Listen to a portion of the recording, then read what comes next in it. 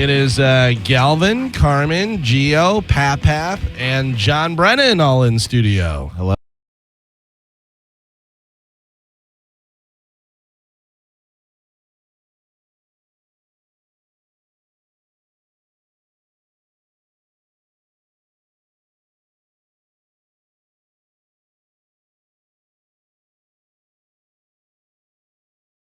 DJ Eakin, who works for one of the other stations, came over and goes,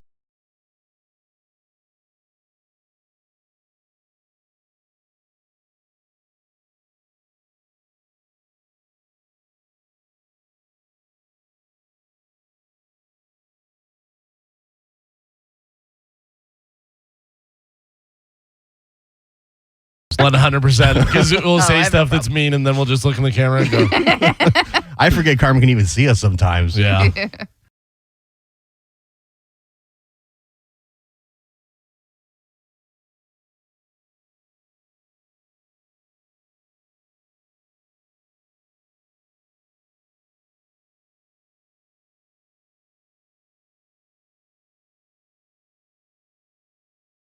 For radio. No, I know. It's inside baseball, but we're here for a couple days, and then we have vacation too, so we're taking off. Good. And Pap's in the other room. Hey, look at that. We're on the Bone TV. All right, we're working. Pap came in and goes, "Galvin, where do you want me?" And I go, "I don't know. Aren't you going to do stuff in there?" And he goes, "No, it's all automated in there." And I'm like, "I don't know. I don't know what goes on in this place. I don't know what happens when I'm not here." I would imagine that he could override it, but I guess the engineer had to have come in and override the stuff. Well, you know, Joe just likes to overcomplicate things. So, yes, of course. It could have been automated, and Joe could be in here, but I think Joe just... Well, no, I said, if I have news stuff and we have to put it up, what do we do? And he goes, "I don't know." I think he just got the crash course. I talked to Cernak. So I think he's transitioned completely into his strength is on air now. Oh, really? Wow. I think. I mean, Yeah.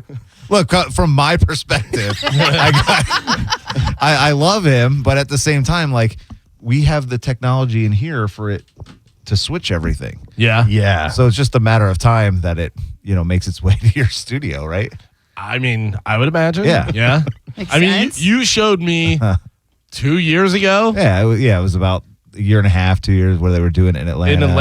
In Atlanta. Oh, boy. Because John showed me, he goes, "Look, whenever anybody talks, the camera automatically goes on them." And I go, "That's interesting." All right. Oh. We don't have it completely figured out yet, though. Look at how white this seat is right here. Yeah. That's yeah. I'm like fluorescent. Well, that's just the lighting in here is terrible. It's all white lights in here. It doesn't have any kind of, stage lighting or anything like that. Even though we have a lighting trust in here that looks super cool, it doesn't have any stage lighting where it's, I think it's that. It's just got to come down a little bit. Yeah, I mean, look at me. I'm Casper the Friendly Guy. Hey! I mean, I know I'm white. Yeah. I know I'm white, same, but I mean, I am white. The two whitest guys in the room complaining about it. All of a sudden, I'm going to get a deal with American Eagle jeans. I look like, compared to John, I'm like look at him. That's like Dizzy size. I'm like down here. Yeah. Well, Hey, little kid, come sit at the adult table. Yeah, very strange. All right, well, we're back. It's Monday. Anybody do anything exciting this weekend at all or no? Comic-Con. Nobody went to Comic-Con? No. Yeah, I went to Comic-Con. I got to be honest with you, Gio. I saw your pictures and video and stuff, and you like that. I could not be further from wanting to go to Comic-Con. There is nothing there that interests me. Like, I like Star Wars movies. I like some of the different stuff. Zero interest in ever going there, seeing anybody from any of the movies, purchasing anything that has to do with any of the movies. But that's just me. Obviously, a lot of people like it because it was packed. It was slam-packed.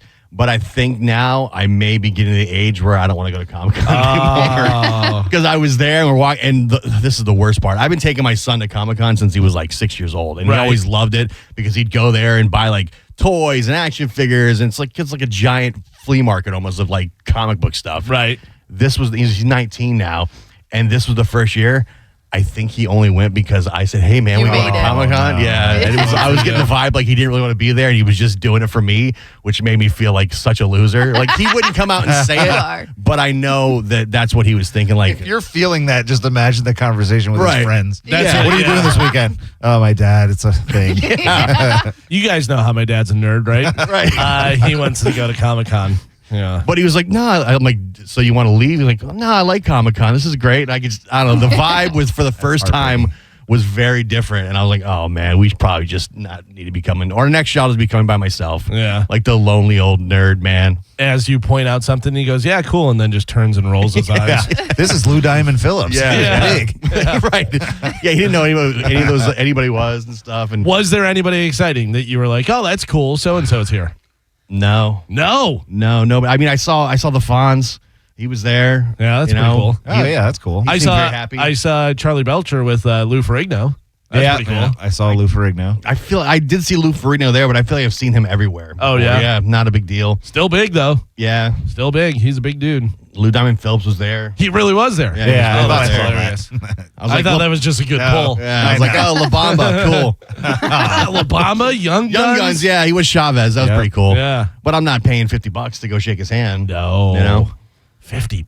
That seems For ridiculous. Lou Diamond Phillips.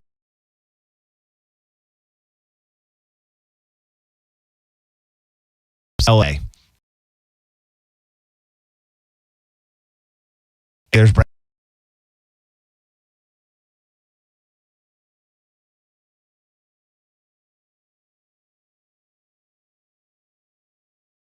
Like, I get why people do it. The people going on. Things. The Power Ranger. You'd be like, "Oh, I got it." You know what I Yeah, mean? but- Like, any.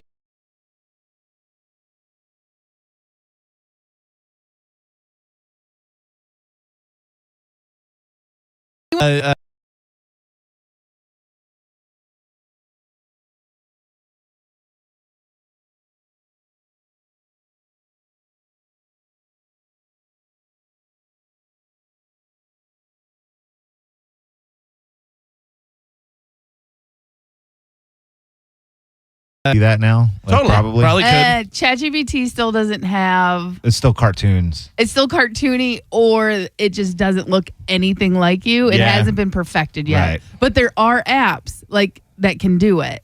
That are like specifically Just like a matter of photo. time. Oh, yeah. It's getting close. Yeah. It's just very like close. this. It's just like the cameras in here. Everything is advancing. True. It's interesting because on Instagram, like whenever you make those photos, you're like, show me, is this, whatever. Like I had for my dog's birthday, and I was like a birthday party and stuff, and I had the birthday hat on and everything. I got to tell you, it always makes me look jacked. It does it? Yeah. Yeah. I'm like, all right. Chiseled jaw, Yeah. like perfect. I'm like, is this how you see me? That's how the internet sees you. It's so funny because it's I've like jacked arms and this and that, and then just nips poking through. yeah, my thing. I'm obviously. like, all right, well, whatever. Have you seen the trend where you make your dog into a human? no. Oh, that's It's- weird. It is so cute. You take a picture of your dog and you say, this is my dog Cowboy. Well, what do you think he would look like if he was a human? And it gives you a picture and it asks you a couple things. Do you want him happy or Right. playful, this and that? And it turns them in like it turned Cowboy into like a teenage boy. And it was so wild. Like him? That's weird. Yeah. I saw a thing that was like I don't know, maybe a prank show or something, and they had in the shelter, they had a bunch of real dogs. It was in the shelter for people to adopt. And then they had a guy that they made look like a dog, and he was sitting in the corner, and they did the makeup on him and stuff, and he was, sitting like a dog and everything. Everything except for his eyes were his eyes. Dog's eyes and human eyes are very different. And they go, like, these two girls go walking by, and they're like, oh, what is going on? Like, because it's just a guy's eyes staring at him like this, like all weird, and it's so weird looking. Like just one thing that's off. You know what I Yeah. mean? And you're like, that's freaky. It's so weird. Well, like I saw a plastic surgeon say, like people, like if you had a complete symmetrical face, everything even, people would look at you like an alien because everyone has flaws. Sure. Everyone has, a little bit different. That like if you saw someone with a perfectly symmetrical face, they would look like an alien to us. Right. Because we're just not used to seeing it. Yeah, it's strange because there are certain people you're like, they're very attractive, but their eyes are far apart. Something. Like there's some women that have eyes that are far apart, but it makes them look or way bigger than the rest of their nose and their mouth, but their eyes are bigger or this is bigger or whatever. One of the biggest ones is Tom Cruise, where they draw a line down the middle he's got of a his tooth face. right in the middle. He's got like a tooth right in the middle. Yeah. His nose is over to one side and his eyes are like off, but he's an attractive guy. Right. Like you see Tom Cruise and you go, that's a good looking guy. Really? Yeah. But then whenever you actually look at it, you're like, oh, the that's tooth so in the weird. middle thing. That's Ooh. so Yeah. weird. Yeah. Like, did he break his jaw? Like, who knows what happened there? Right. That's very weird. Yeah. I don't know, seeing your dog as a human, Yeah.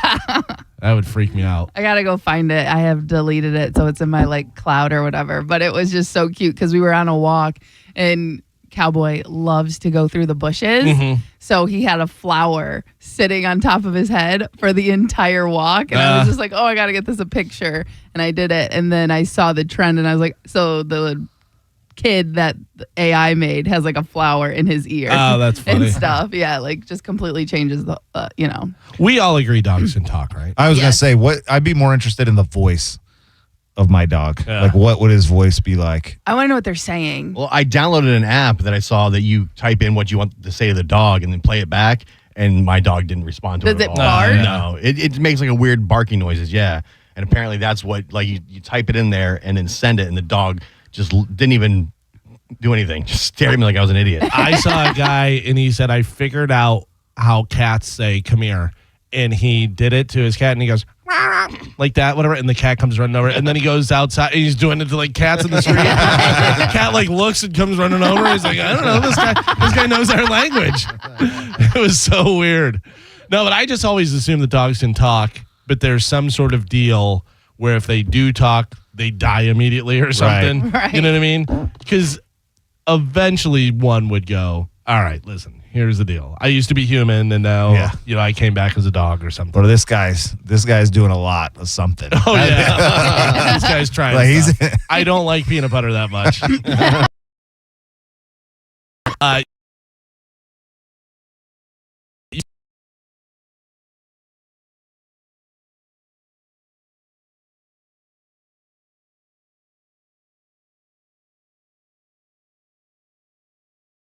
It stinks over here like a locker room. But you also have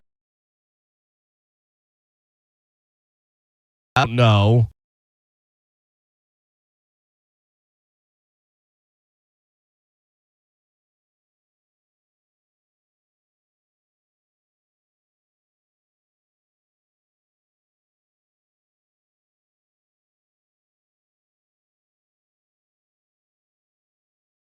Okay. You know what I mean? But I think a lot of people, they don't know how to wash their clothes. Yeah. That's kind of what I'm like learning. Yeah. Like people don't know how to do laundry.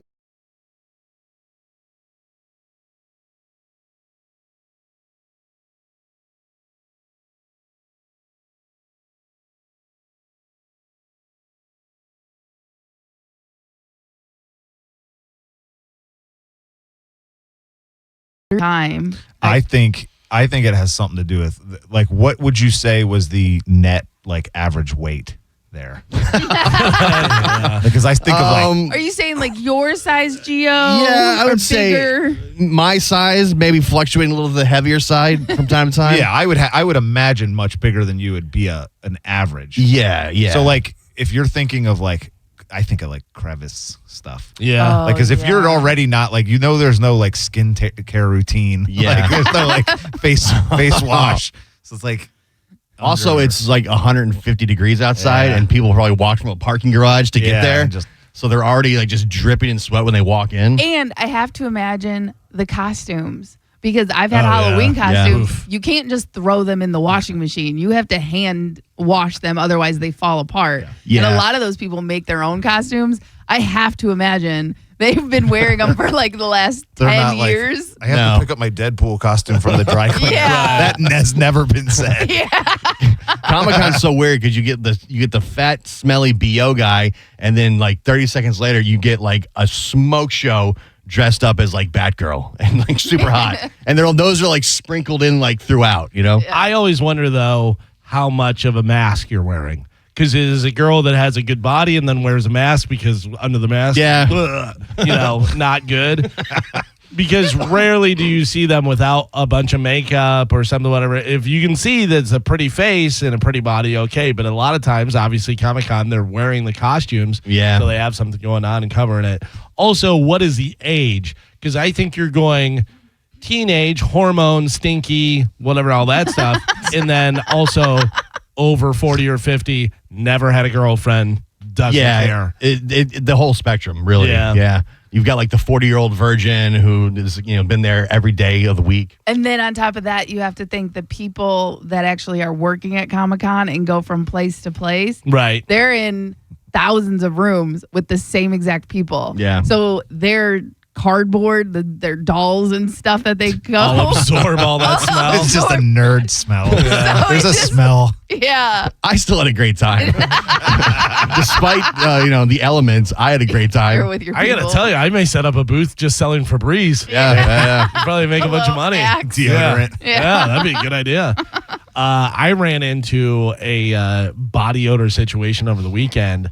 I was in the grocery store, and I'm going to put my stuff up on the checkout line, and I smell just BO, and I go, oof, and I turn around, and it is a big girl, Yeah. but like big, like if she was in high school, you'd go, hey, she's a linebacker. You know what I mean? Like she was Like, okay, got it. because she was Like- tall and big. Right. And yeah. And I would say she was probably 20, 22, maybe somewhere in there. And she smelled so bad. And I didn't say anything. But Maybe she was Yeah. coming home from practice. Maybe. That's the thing. That is something that is really hard to tell somebody. Well, I'm not going to tell. I'm a complete stranger. I'm never going to see her again. I'm not going to go, bitch, you smell. Right, but I just mean like there's some things like someone has some sleep in their eye, you can tell Yeah. them. They have like a little booger, you give them a tissue. Like there's certain things that's easy. Right. Like I saw a girl that said if they can't fix it in 5 minutes, don't tell them. If you can fix it in 5 minutes, then yes, go ahead and tell them. And that is just something that like who steps in and tells them? A friend or a parent. But I'm imagining if they smell like that, they don't have many friends. Don't have any friends and probably parents that don't really, you Right. know, their That parents are probably out of Comic-Con. I don't know what smelled worse, You either smell fine. Comic-Con or Buccaneers training camp. Oh, It's really, wow. because even the fans out there, they're sitting out in the Yeah. hot sun. It's pretty brutal. Yeah. Pretty brutal. I got to tell you, we talked about this before because Mike says he doesn't wear deodorant and Carmen's making her own and stuff. As sweaty as I ever been, and listen, I get sweaty. I mean, obviously, Yep. we live in Florida; it's hot, and whatever. I don't smell because I put deodorant on. Right. Or you smell like your deodorant. Yeah. That's what I find out. Like I remember being in college and I felt like I sweat so much, even when I put on a bunch of deodorant and I was using antiperspirant and it was just so bad. It was like staining my shirts. Yeah. And then I switched to deodorant and I swet more, but it smelled so good. Yeah, it smells good. Yeah, So, but yeah, it's now clogging your pores. Yeah, because that's what it was. Yeah. Now it's fantastic. I actually went to the grocery store after washing the car yesterday, and it was so hot, and I was like vacuuming. I was wearing like a gray shirt, completely covered, like drenched in Right. sweat. It was dark I gray. didn't know it was. Yeah, it was dark gray after that. So I'm walking in, and everyone's looking at me. So I'm like, why is that? And I look down and just cover. I didn't even know. Like I knew I was sweaty, but it was some kid. I was walking by, and some kid goes, "Mommy, that guy's all wet." By the way, that's who will embarrassing. tell you. Little Yeah. kids. Yeah, little kid will Little- tell you. Little kids. Ooh, you stink. What is that? Yell it. Ooh, what is that? Yeah, right in your face. Yeah, but as a complete stranger, I'm not telling that girl that she smells, but, she's got to have somebody in her life that tells her that. I just think some people are like nose deaf. Like they just don't know. I guess, because I'll let you know. I'll let you know if you're a friend of mine, if you got a bat in the cave or something's Right, going on. right. You got something, you got you got a little something there, on your tooth or whatever. Right. But, yeah, I'm not telling a perfect stranger you stink. It took me the longest time to train Chad to be able to do that. because he'd be like, well, I don't want to embarrass you. I don't want, and I'm like, but if I can fix it, tell me, because it's more embarrassing that I'm walking around with something in my teeth. Yeah. 5-minute rule. Yeah, exactly. So I had to teach him that, and it took a little while. It took a couple of years to get it out of him, but now he knows. Like, I rather be able to fix it than walk around with it. Oh, yeah, for sure. You know what I mean? Yeah. If you were walking behind a stranger and like a man and his tag of his shirt was hanging out, what would you do? I would go up, I'd say, excuse me, sir, you have your tag, and then I would tuck it in. Because I've done that for girls before, too. Right. But, like, you always tell them first. Yeah. Okay. I just start touching them, giving them a back massage. That, like, when I see that, I want to just go, I got you. Yeah. But I stop myself. I would probably say, who's still wearing shirts with tags? Yeah, that's true. It's one of those things that's becoming less and less. Even if I get a shirt that has a tag, I'm rip cutting it off. Yeah. Yeah. Yeah, I hate tags. They itchy. Yeah, It's doesn't make almost any sense. Yeah, it's almost because like I'm so used to shirts without tags. Yeah. When there's one in there, I can really notice it.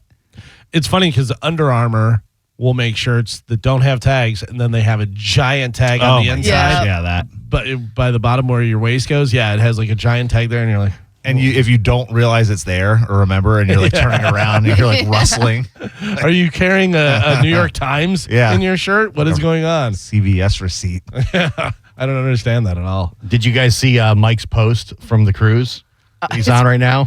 I His saw plate? the one. Oh no, I didn't see that. Oh yeah, I did see that. He put a post of a plate of fruit, and it just said cruise fruit. Yeah. Yeah. You know damn well that's not his fruit. No. By the way, that's his nickname that the people get. Here he comes. Like, you made a point to put it out there. Yeah. I said, I've been on a bunch of cruises, Mike. I've never seen him eat fruit. You've been on 19 Never. cruises, Yeah. never seen him eat fruit. Right. It's like Chat GPT of cruise Yeah. fruit. Cruise, I don't know, banana and And I love Apple. that, like, we're supposed to say, oh, he's definitely eating fruit. Yeah, for sure. By the way, not a bite out of any of them. It's just sitting there. Full plate of fruit. yeah. It's like a still life painting. It's funny. I have never gone on a cruise outside of our cruises. Really? Oh really? Yeah. Oh, wow. Yeah. I don't think I need to anymore. Like Yeah. I did when I was a kid. Once a year. Yeah. But that's the thing. Like I don't think I want to go on cruises because we go on one every year. Yeah. Like I like it, but that's all I need. Right. You know? We go on a cruise at least like once a year.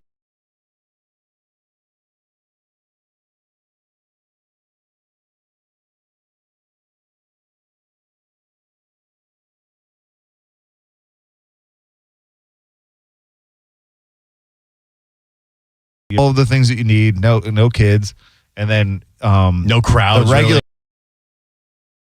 Yeah.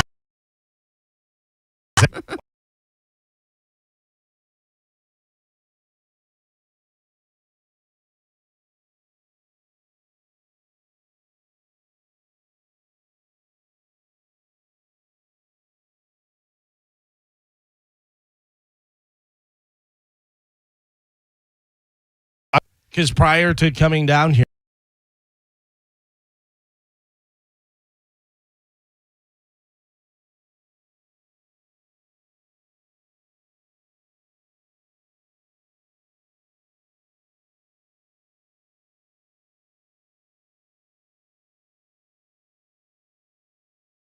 out in the promenade area where all the stuff is. Right. But like if you go to the one where it's like you have to go to Miami or something, like those ships are insane huge.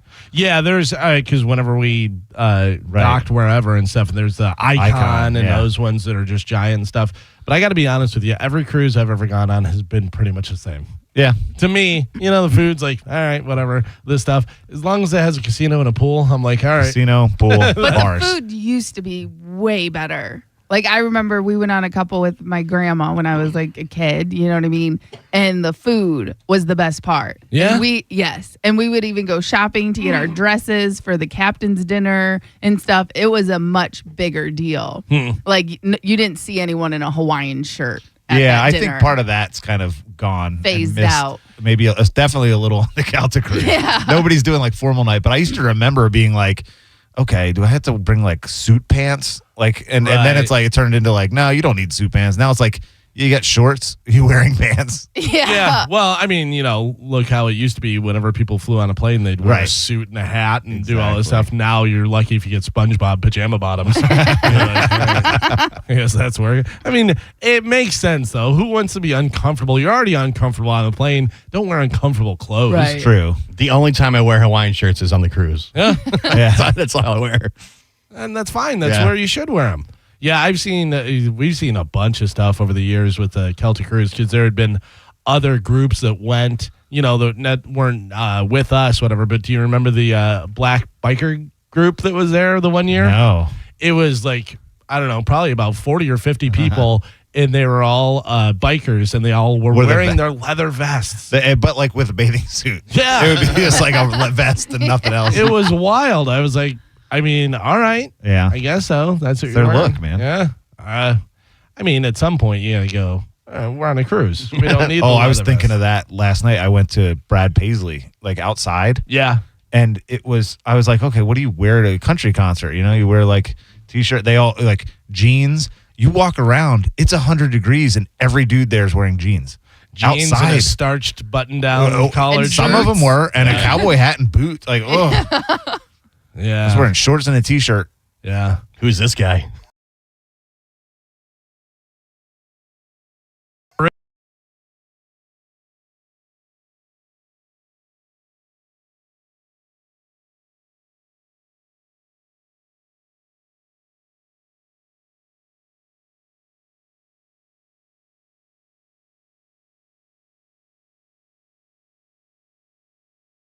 Wear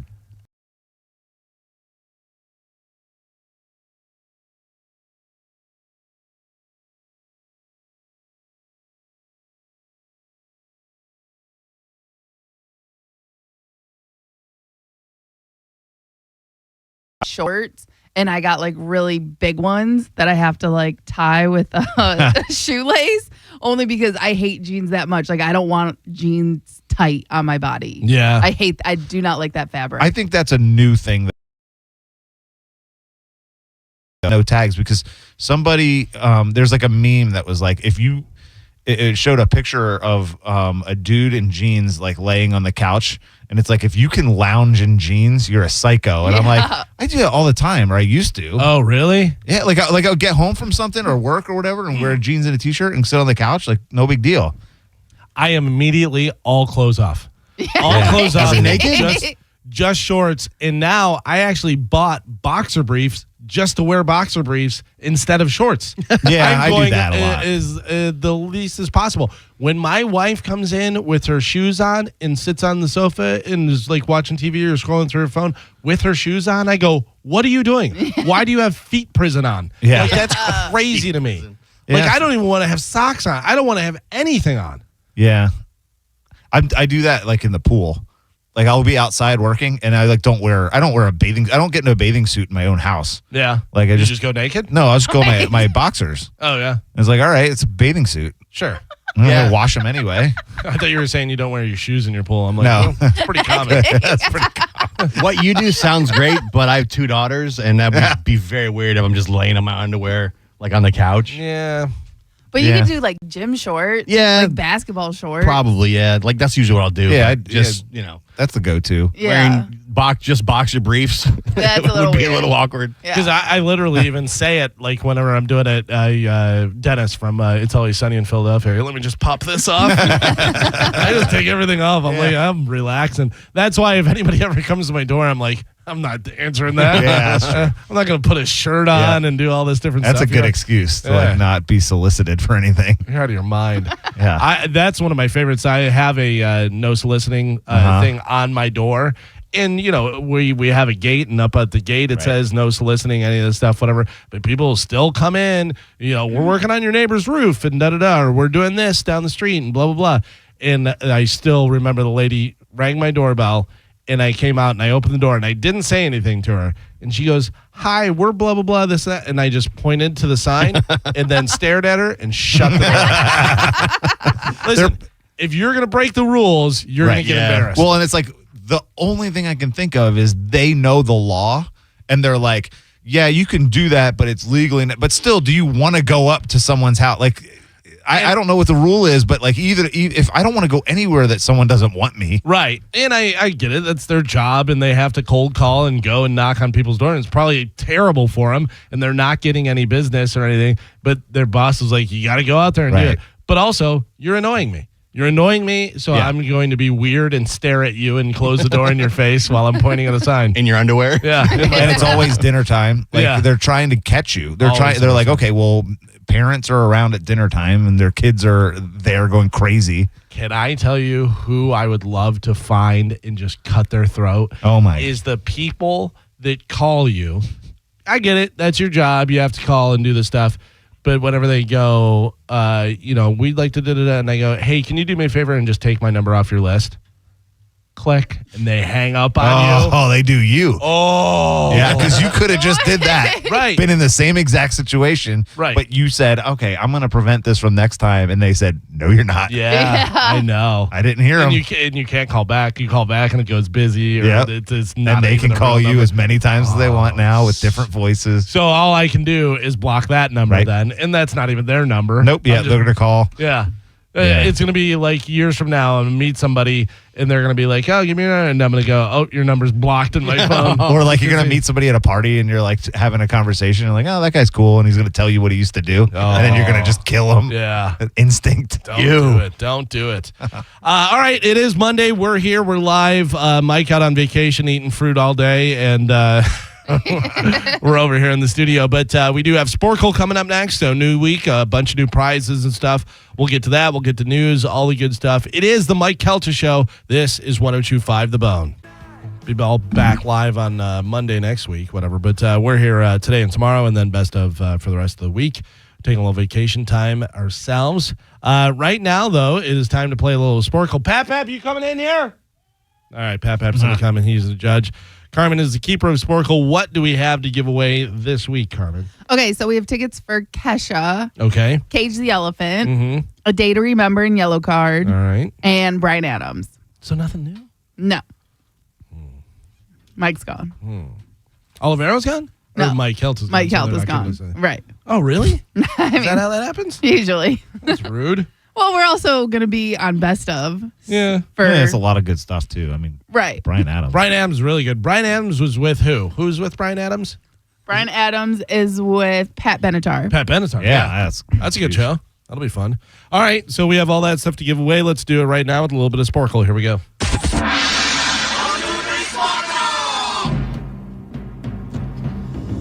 Pap is your judge and scorekeeper.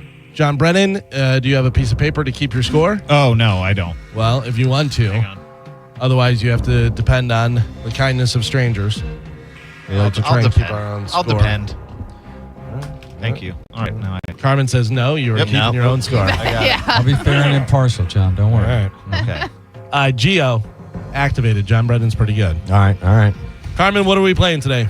Okay, we're going to be playing facts that start with B. B as in boy. Correct. All So right. I'm going to give you a question. You're going to give me an answer. All the answers start with B. All right. Sounds good. Your first one. What is the nickname of the NFL franchise in Buffalo? Bills. Galvin. Or, excuse me, No, that was- John Brennan. I'm not used to saying your name. Hey, look, I'm just gonna let the judges decide. I'm not gonna argue. Then why did your eyes get the I size mean, of I'm gonna react. Yes, that was John Brennan. Your next one. Who is the last reindeer listed? Listen. Blitzen is correct, Pep. Gio. Gio gets the point. He had no idea. We don't need thumbs either. Yeah. Okay. That's Keep your thumbs to yourself. unnecessary. What color do you get? Blue. Brown. Damn it. Gio.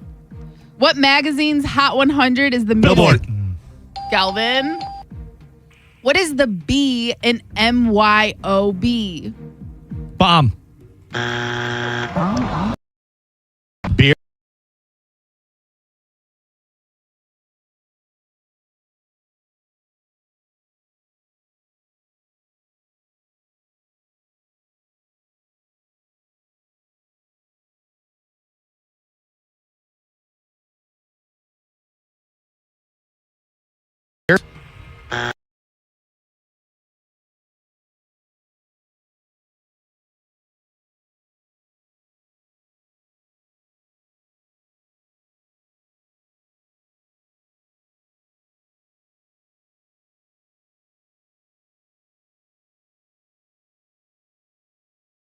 What is the angle measured clockwise from north in navigation and surveying?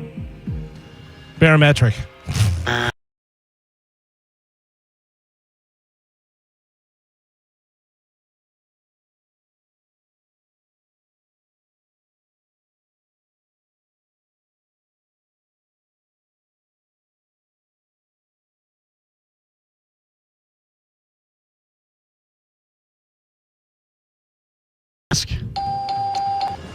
Comedic. Geo. Yeah. Never been funny. No. Just fat girls that don't want to be strippers. All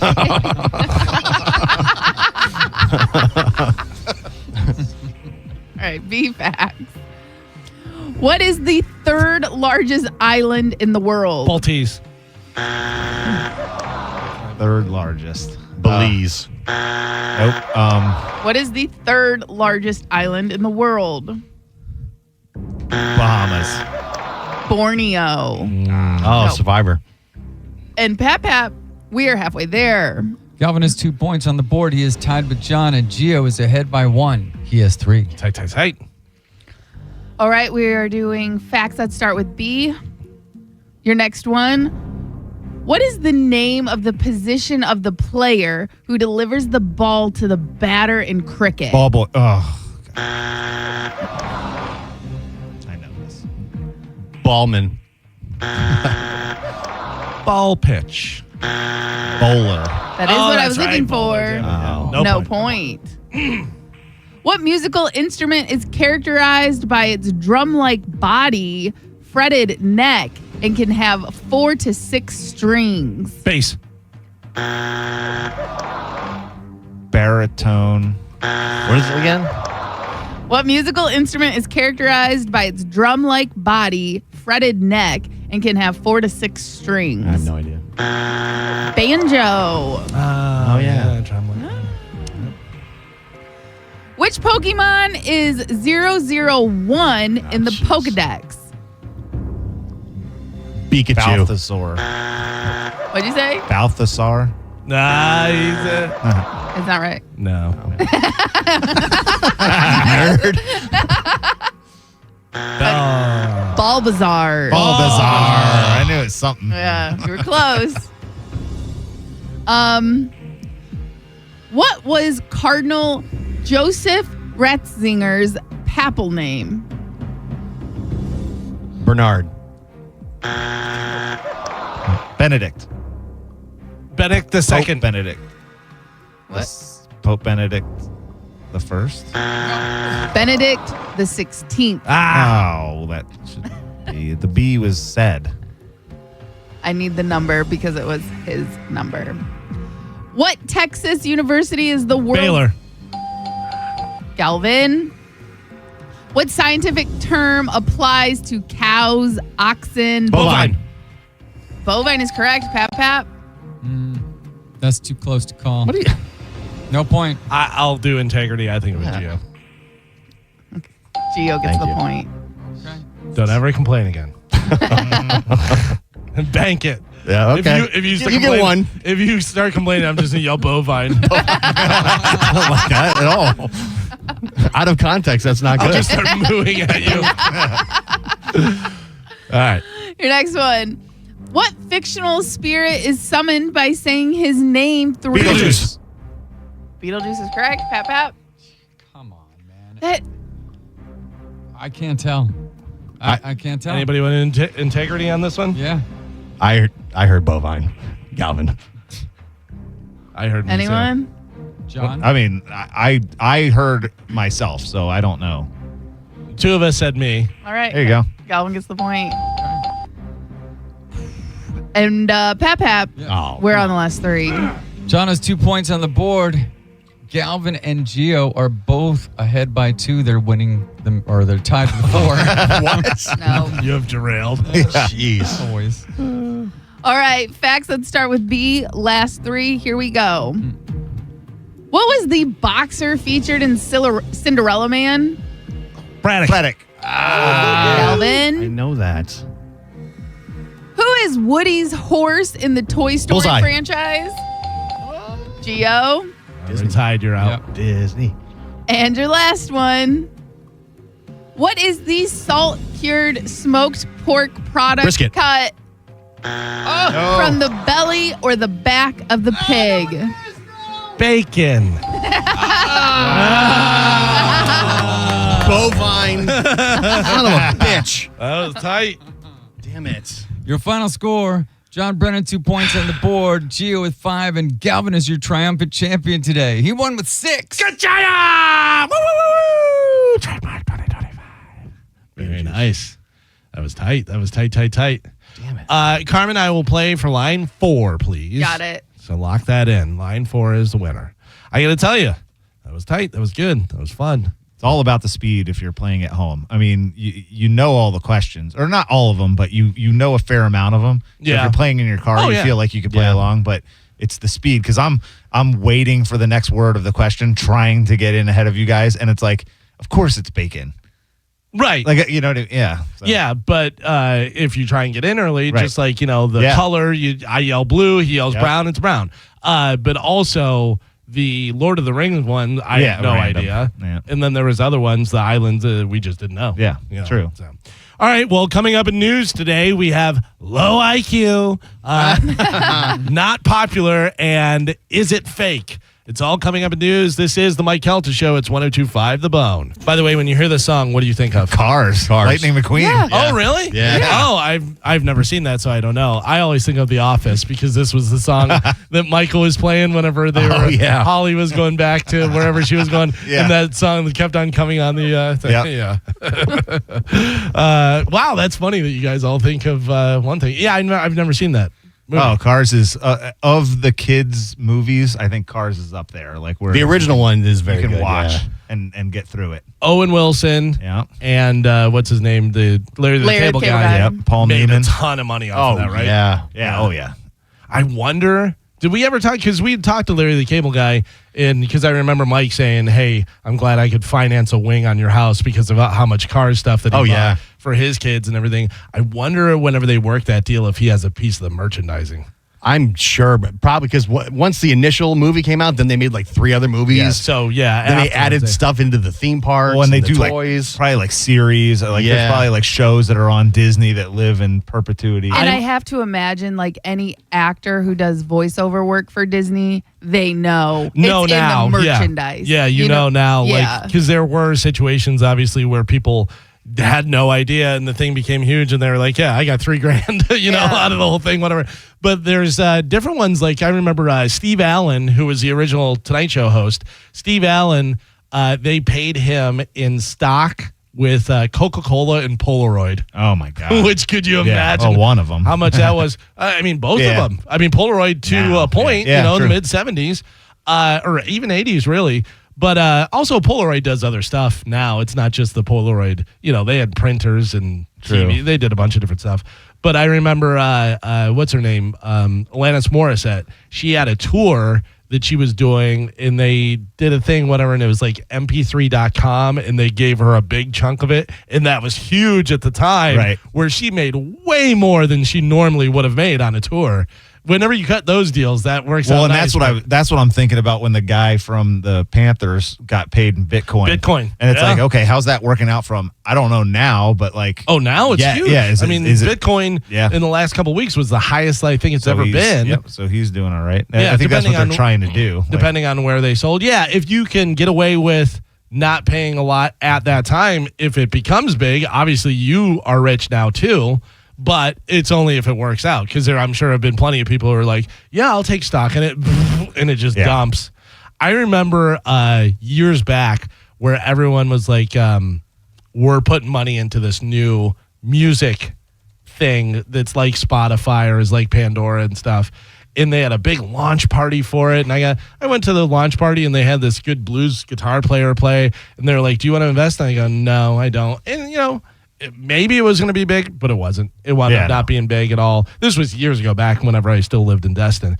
But you never know. Yeah, you never know. Because if you get in the ground floor of some of these things, man. But you do know if you're like Patton Oswalt and your voice is being used at a Disney resort. Yes. Yeah. Like I'm standing in Epcot and you're hearing his voice and you're like, with all the weird stuff that's going on in that guy's life, his voice is still at Disney, and Yeah. you know he's raking in money. Well, he from was the that. voice for the Rat. Goldbergs. Oh, yeah. And Yes, Ratatouille. yeah. And this and that. Now he's in that new Star Trek series, whatever. But yeah, he does a lot of voice stuff. Yeah. Internet only says Larry the Cable Guy worth $100 million, which I would think it'd be way more than that. Yeah.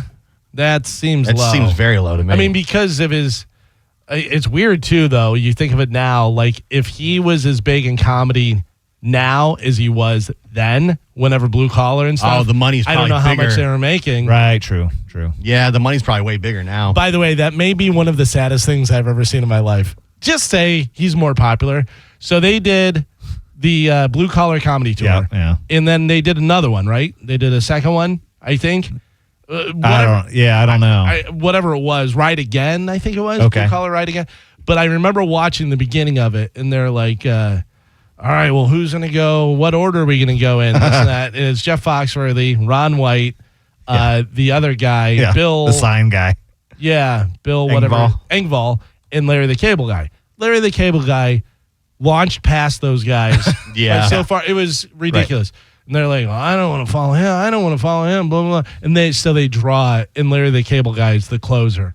Of course he is. Right. He's the biggest name. Just say, holy cow, Larry, you're super popular now. Only argument you can make is like Jeff Foxworthy closes it because he's Jeff Foxworthy and he's like the guy who put it together. And I think it went in exactly what order it should have gone. Yeah. Bill Engvall, Yeah. Ron White, Yeah. Jeff Foxworthy, then Larry the Cable Guy.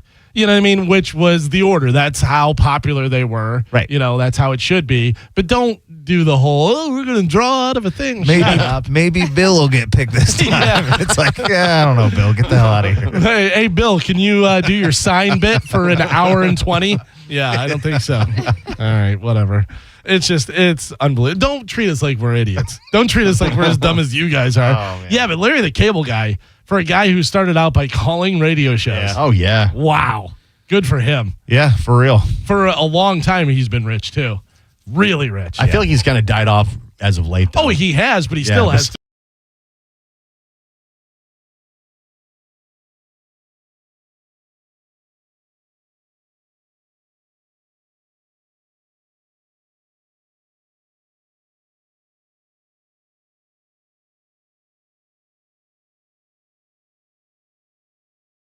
You know what I mean? Yeah.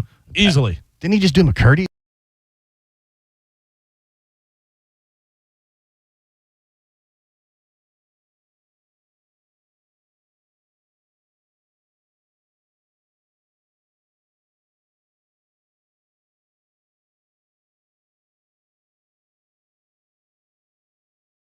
It's wild. Making all kinds of money. All right, let's do it. It is time for news. Here we go. And now, news with Galvin on the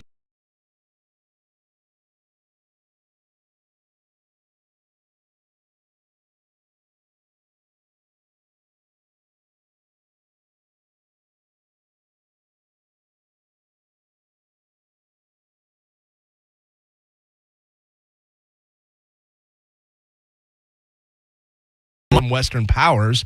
Hamas said any coordination with the Red Cross is contingent upon Israel permanently opening humanitarian corridors and halting airstrikes during the distribution of aid. According to Israeli officials, 50 hostages now remain in Gaza, only 20 of whom are believed to be alive. Hamas thus far has barred humanitarian organizations from having any kind of access to the hostages, and families have little or no detail on their conditions. Larry the Cable Guy. Yeah. It's that is really important. You know, It's hard to follow what's going on for me, personally. yeah, I just think of Trump, like the Trump drop. Like it applies to every situation with Hamas and Israel. They don't know. They don't know. They like don't know what the F they're doing. like Yeah. It's a mess, man. It's also one of those things that you're like, I don't know what's going on. So whenever people bring it up, I just go, yeah, I don't know what to tell you. well, yeah. It's so divided right now that where it's like if you say anything, Say anything, you're yeah. getting into it. Like For sure. You're Yeah. pissing off somebody. This is something we can get into because it has to do with radio people. President Donald Trump on Sunday lashed out at radio host Charlemagne the God, saying in a social media post that the popular broadcaster, quote, knows nothing about me or what I've done. Trump's comments came after Charlemagne criticized Trump on the Fox News show My View with Laura Trump.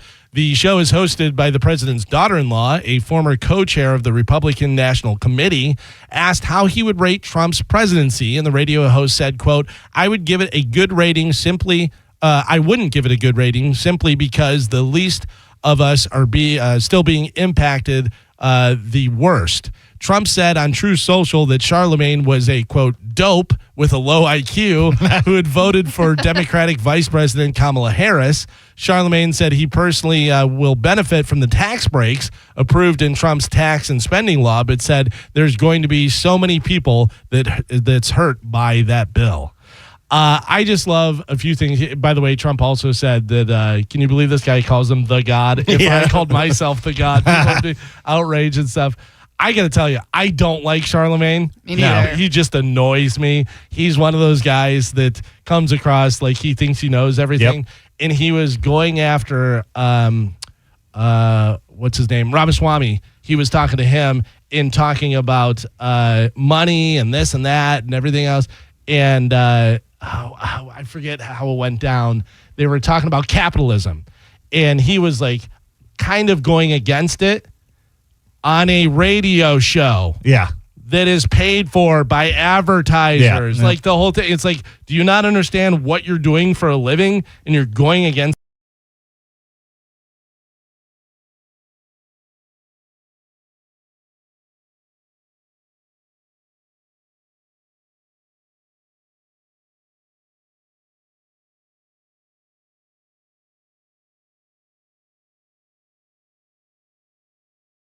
Getting that back. Yeah, by the way, he also said again that U.S. is the hottest country. Yeah. I love that he calls it.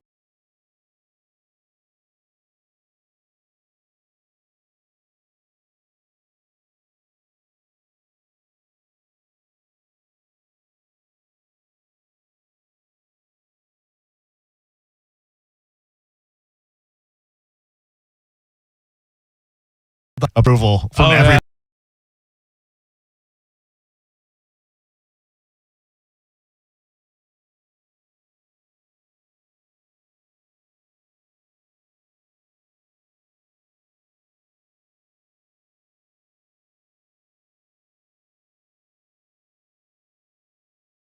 What I said. Yeah, I saw. So Charlemagne does a podcast with comedian Andrew Schultz, and Andrew Schultz was all over social media. He's like, "Oh man, this is." Talking about him is a win for Charlemagne. You know, it really is. It's wild. But it's gonna stop being a win. I mean, yeah, like I'm not surprised anymore. It's like, oh my, could you believe this guy's? And they know. I think it's, but I also think it's great. I don't know. This is pretty funny. Instagram is no longer allowing public accounts to go live if they have less than 1,000 followers. Okay. Good for it. Wow. You're not popular enough. Right. Nobody wants to hear from you. Users have been reporting over the past few days that their accounts aren't eligible for live broadcast on the app anymore. We changed the requirements to use this feature, reads the notice that pops up when people try to host a live stream broadcast to their followers. Only public accounts with 1,000 followers or more will be able to create live videos. Now Meta has confirmed the new eligibility requirements. That's Instagram saying you're not allowed to buy podcast equipment unless you have X amount of audience. Right, yeah. Like you should have to go get like a signed list, like go door to door and have people sign it and say, hey, if you prove that 100 people will at least say that they'll listen, then you can buy this. Well, and the problem is now, like, kids, they all have a spam account is what they call it. So they have their regular account that's open, their parents follow and stuff. And then they have a spam account, which is private. They only let their friends on it and stuff. And that's where they're going live and showing fights or smoking weed or doing dumb pranks. Yeah. You know what I mean? And then they delete them right after. And yeah. So it's like, I feel like it's just trying to like cut out that. But I got to tell you, I love this just because you're not as popular as you think you are. Yeah. You know what I mean? Because there's so many people that I'll see on Instagram and I'll pop up and I'll be like, hey, gang, I'm here. And it's like, hey, gang, who are you? I don't even know who you are. Or you probably already know this from my last video. Yeah, no. Sorry, person with 37 followers. I don't know this from your last video. And look, the number's right on, too, by the way, because if you have 1,000, that's still not that much. No. And then if you grow that into something, it's still the rags to riches story. Like, Right. I feel like I don't want to be this person who's like, somebody with a good idea with no followers shouldn't be heard. Like, you need to get there, but you can get 1,000 followers with an idea that's like half baked. Go to TikTok, go to one of those things where you can build the audience, then go live. It's funny to me because I think about how many people are trying to become famous just to be famous for, I want to be famous for what? Famous. But we do know people that started out on social media and made something of it and did something where they turned it into an actual business. Cody Tucker. Oh, yeah. Right? Yeah. Cody Tucker, who is a guy who started out doing these little bits and doing this stuff. He's on our show. He was on Joe Rogan. He has over 1 million followers, right? Oh, yeah, yeah. A bunch of different several million. Yes, a bunch of different famous people. He made something out of it. There's Andy, who does all the movie stuff and the celebrity stuff. Oh, Andy Signor, yeah. Yeah, who made something and puts a lot of work That's into his it. full-time job. He makes a living doing that. But then there's also a lot of people that think they're influencers, and you go, you have 34 followers, and you're terrible at it. 90, I'd say somewhere in the 90% of people that I like, if I'm watching listen to a podcast or I'm seeing somebody on Instagram, the thing that's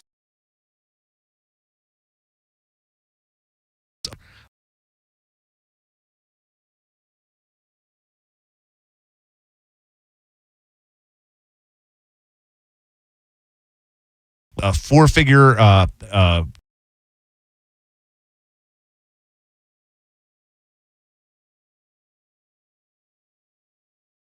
that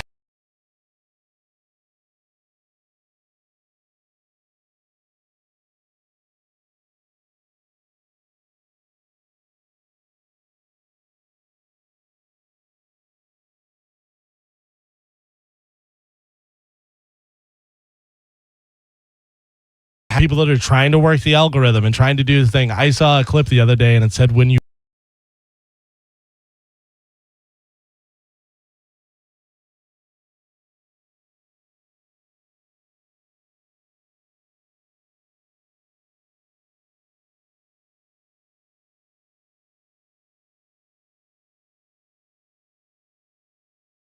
Well, the Bring the Boom guy, it was like everyone was saying that he was actively trying to go viral for a while, and then that one Costco video hit, and now they're everywhere. Yeah. I mean, they're as terrible as they are. They're putting all their time and effort into it and doing it, whatever, and they struck lightning. And they it just happened, whatever. But there's so many people that you see. Oh, can you see me on camera pointing next door? Like the opportunity, whatever. If you gave Open Mouth Sally that opportunity, he'd be all over it because that's his whole thing. That's and it's a different kind of, like, it's not, it might not be what I'm seeking out on Instagram, but like, I don't blame anybody for trying. I want, like, people should be mad that they require 1,000 people to do a live video. Like, the people who are really hustling should be mad about that. I'm just saying a lot of the people hustling shouldn't be talking to 1,000 people. I was gonna say, I think they should make it higher. I think they should make it 10,000. But then some people go viral because of their live. Like, they had nobody knew who they were. Something crazy happens to their live stream, and they blow up overnight. And remember, not too long ago, like literally just these last few weeks, the lady from the Coldplay concert. Oh, yeah. You said she didn't make any money off of that video because she wasn't monetizing her account. And I mean, she probably could have made like $5,000 because the payout for views and stuff really isn't that great. But she would have had so many more followers. She could have turned that into something. Yeah, but she was like the side chick of a CEO. No, the woman video. The one who caught it on camera. The chick in the crowd. Yeah. But it's like the Huck to a girl that you're like, okay, now she's super popular, but then she bought into it and wanted to try and make it, and everyone was like, no, we don't like it anymore. But again, at least she caught lightning in the bottle. And you compare it to people we know, and it's like, but like that person's got way more than 1,000 people that they're talking to. You know what I mean? At least now it's like you get the taste of it and you earn it, and now you're trying to build it from there. I don't know. I still feel like we're gonna miss some cool stuff because just regular, 10 follower Joe can't throw up a live stream of something crazy he's seen. But you know what? To go live, it's faster just to video it and then put it up. That's true. You know what I mean? And then so you're not being actually live is not that big of a deal. Right. It's not only going live.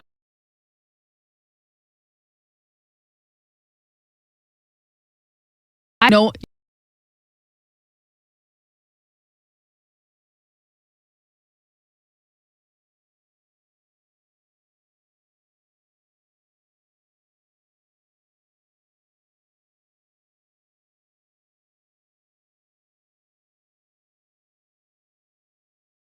Who think that they're like.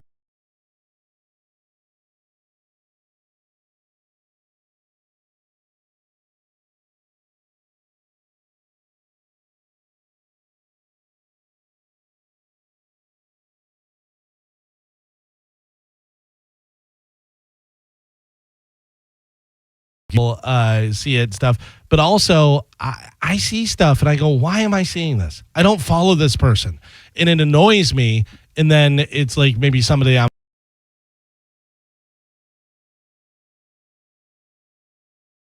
so off of Twitter. I haven't been on Twitter I don't know how long. I was going to say that's the worst Twitter platform sucks now. for that. But Instagram's doing it now too. The For You page, but you can, if you go through your settings, you can reset it. And they also have the interest and not interested button. So if you see something. Oh, I slammed that not interested. Yeah, make sure you put not interested. And if you see something you like, make sure you put interested, because then that will help your algorithm build back up to what you want it to be. It'll change it fast because they want you to stay on there as long as possible. That's the goal. So exactly. As soon as you hit not interested, it flips pretty fast. Which Chad and I have had a few conversations about this, because he's like, it's so hard to change my Instagram. All these big boobed girls.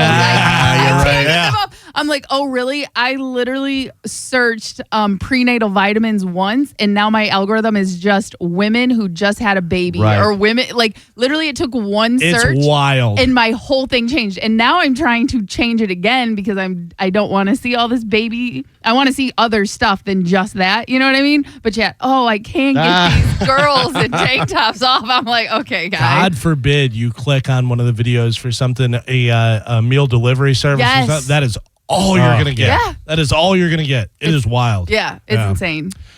This kind of sounds like a reverse Home Alone. A couple abandoned their 10-year-old son. I've abandoned my boy. They abandoned their 10-year-old son at the Barcelona airport in Spain because his passport had expired, but they didn't want to miss their flight. Oh. So they just left their 10-year-old kid at the airport. See you later. They didn't call anyone to pick him up? It says they abandoned him. So, yeah. Like, I feel like we need a follow-up. Yeah. He's still there. Like, no one's looked into it. I could see myself, calling my dad or someone being like, hey, can you come pick up my kid? I got a flight. Right. And he can't come. Though, think about this. If the kid is 10 years old, how old is your son? He's 10. 10. Are you and your wife are going to somewhere else, whatever, and you're at Tampa Airport. Right. Are you calling your dad or your mom or your brother or anybody like that you know definitely will be there? Yeah. But are you trusting your 10-year-old son to get to baggage claim A? Where they're supposed to meet, wherever they're supposed to meet. Yes. You are. I wouldn't let him. I would do it for him. But if I needed to in a pinch, he could do it. You have 30 seconds to get on that flight. It's just got off work. the phone You gotta go. with your brother, and it's meet him at baggage claim A. Are you leaving and leaving? I'm your not son? leaving him. No, I'm not leaving him. But I could, and he could get there. But 'cause he's kind of smart. And also, what is it? Passengers under the age of 12 can't fly alone. And if they are flying alone, they have to be, they're escorted. Right. Yeah. They're never, so I feel like if you were in that situation with your 10-year-old son, you would tell airport security and they would take him to Take him there, yeah. take him to the front. You give him I just want to know. But the I don't know fear. how 10-year-old kids, how they That's are not with. the fear. The fear isn't him being able to handle himself and my parents not getting there. The fear is the amount of creeps in the world. Yeah. between Somebody else A grabbing and B. them. Yeah. That to me I think that is real and way worse than than people think. Yeah. Okay. Oh, Yeah. Like I think if you go into any Walmart at any time, yeah. sure. no, but like you still go to Walmart? I'm thinking there are probably like over a dozen people that would do something malicious to a For child. sure. At any given time, for sure. And maybe not even playing on it, but then see the opportunity and like, Oh, yeah. Yeah. I'm gonna pass this sweet boy up. Exactly. Oh, God. I've abandoned my boy. I love that. That's so Yeah, good. that's good. So people are having a breakdown because there is a woman who filmed herself on a farm with AI. And you have to figure out what's real and what's fake. Yeah. I don't know if Joe, if you can put any of the video up or okay, so I love she's this girl. on a horse and then she steps off and it's not even a horse. And then she's in like a yard with chickens and all the chickens disappear. They're not real. And then she's in the back of a covered wagon and then it disappears and she's standing on a picnic table. There's one where she's on a bridge with a river. With water, and everything. And then it just bridge disappears and and she's water standing gone. on regular ground. Yeah. And people are mad about it. Well, it shows you how AI can change everything and make it look so real. Right. Like you would not in a million years question if that was a picture or even the video of the chickens walking around this lady. You go, oh, she's on a farm. Where? Then the chickens all disappear. And you're like, oh, she's not on And a farm. that's why you don't pay $50 for Lou Diamond Phillips. yeah. Well, Instagram used to have this setting. They no longer do, but they used to say, do you want to tell people that this photo was AI generated? So if you used any apps for filters and stuff, but it would give you the choice where I feel like take that choice away. If you've done You have to. If you've done any editing or any AI stuff, it automatically says this was AI generated. Yeah. And it doesn't even matter if it's a filter or a little touch up. It should automatically say that. There are AI generated girls that yeah. are making so much money. Yeah. Off of that's wild. One of the top earners on OnlyFans. It is. I was Is going to say AI. it is OnlyFans. So OnlyFans is allowing that. Yes. That's wild. And now, Well, I mean, they're making their money. I guess. right. And now the big thing is even girls who have an OnlyFans that don't want to do it anymore. There's literally a specific app for OnlyFans girls, and it will put you on a plane. It will put you in Dubai. It'll put you on a beach. And, Fake vacations. and all you have to do is upload a picture of your face, and it will put you anywhere you want to be. And probably post automatically for you. Yep. I would imagine also that on OnlyFans or with AI, whatever, if you take one naked picture of yourself, you probably don't even need the naked picture, really, to be honest with you. But if you did that, then guys like, hey, I want to see you do stuff with your feet and have mayonnaise in it and stuff. Put it in AI, and AI will have you. Mike made the picture of me and him making out. Yeah. Why? Yeah. That was just for You know him. why, yeah. It accidentally got It out. was like the fish kicker, and I was the burger guy, and we just we just embraced and started making out. Yeah. I'm Wouldn't like, this why be did you funny? send this to me? He's like, isn't it funny? Look how good of a kisser.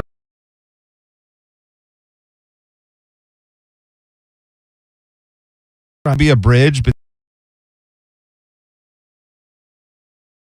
AI world, internet.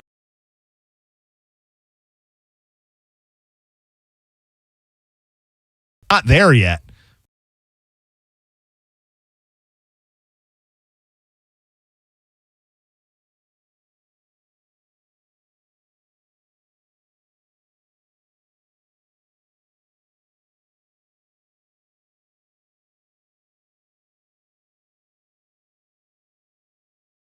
Is it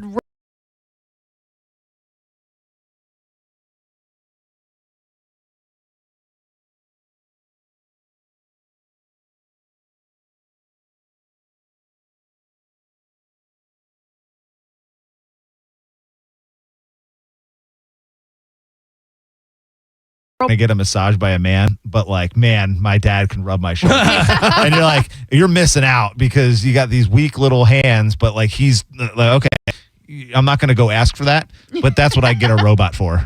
I'd be like, all right, man rub my hands. shoulders. Yeah. It's like, and not make it weird. So I actually read a story earlier that I have here, whatever, that makes total sense of what are robots good for.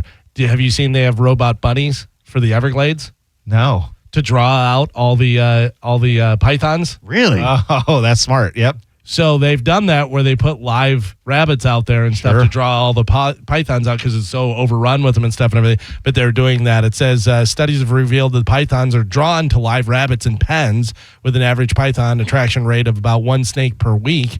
But having multiple live rabbits spread across the landscape, so they're actually using robot bunnies. It's like like bomb diffusing robots, Sure, like or the landmines and stuff. I would imagine like all of that stuff is going to only get better with robot technology. But the problem is I'm sure they're so expensive.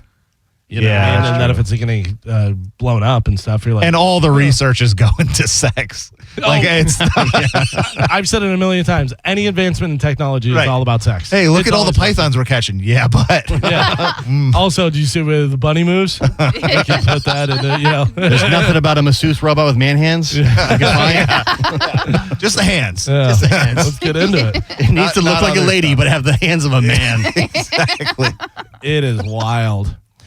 We were talking about the Comic-Con and BO and all that stuff, and Carmen, you brought up about laundry. A lot of people don't know how to do their laundry. In a new poll, 55% of people say they always do their own laundry, while 5% say they someone else does it for them. 80% of people wash their underwear after wearing them once.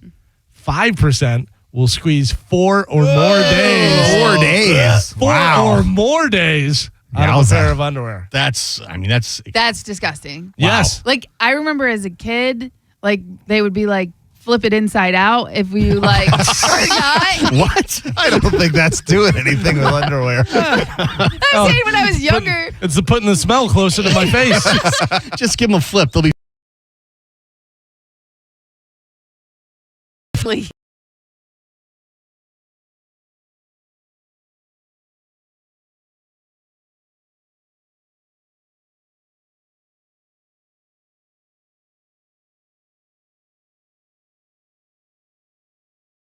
Celebrating with it is ridiculous.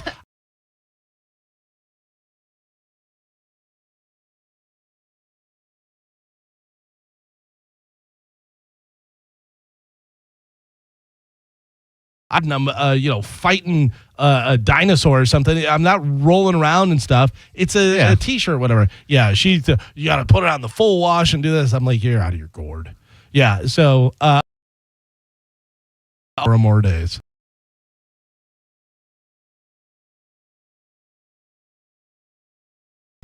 Because about a sandwich that they got wrong 4 years ago.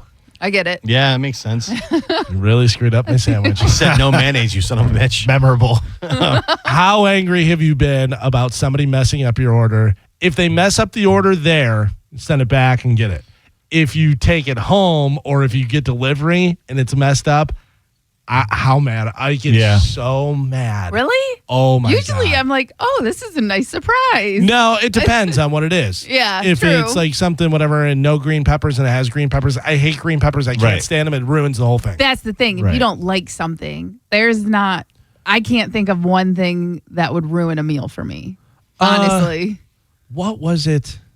Like anchovies, maybe. No, do you remember? Yeah, I'm the same way. I'll eat anything, but if you're not in the mood for something, I get that. Right. Do you remember what it was? There was something I remember I talked about it on air that they delivered that was something crazy. It was like a fish sandwich, and then they put like ranch dressing on it or something. And I was like, who even puts... No. It was a breakfast sandwich maybe. I don't know. It was something, but there was something so far off from what you would normally get on the thing. And I go, well, this is ruined. Like, I can't... Yeah, can't even try to eat it. Yeah, there's no way I could even possibly eat this. And then what do you do? Yeah, Like, is exactly. it DoorDash? Yeah, I deleted DoorDash. Right. Or no, I deleted Grubhub. Sorry, Okay. DoorDash. I deleted Grubhub. Grubhub's done. They're out. Okay. Yeah, they screwed up so bad that they're out. They're done. I don't use them ever anymore or whatever. I use Uber Eats. But Uber Eats is pretty good. Uber Eats, you can be like, it only had 4 pieces of lettuce, not 5. And they're like, refund. There's something weird about it, though, because you're spending so much more. So much more. You're spending so much more, and it's like you're automatically assuming that something can be wrong. Is the frustrating thing about ordering food. Yeah. Like ordering food like that. Like there's almost an assumption that like if they get your order right, You're surprised. You're surprised. Whereas for me, it happens most like restaurants. Like if I'm in a restaurant and they mess up, if they mess up one thing, it's like you're on the board. That's your warning. But if you mess up two things, you're terrible at your job. Yeah. Like, yeah. because, and that's the thing, like, you have that grace period of like, okay, my drink's empty, hasn't come back and filled it in a minute. Like, and that's just like, okay, it's burning. And then you mess up, you bring me something that it shouldn't have been brought, or you forget something, done. If you ever wonder where I get my attitude, this was one of the, and this stuck in my head for the longest time. I was probably maybe 10 years old or something. And we were at a restaurant, and the waiter was one of those waiters that's too happy to begin with, and you're like, all right, settle down. Yeah. You know, and we would order something, or he'd come by and whatever, and no matter what we say, he goes, no worries. He would say that all the time.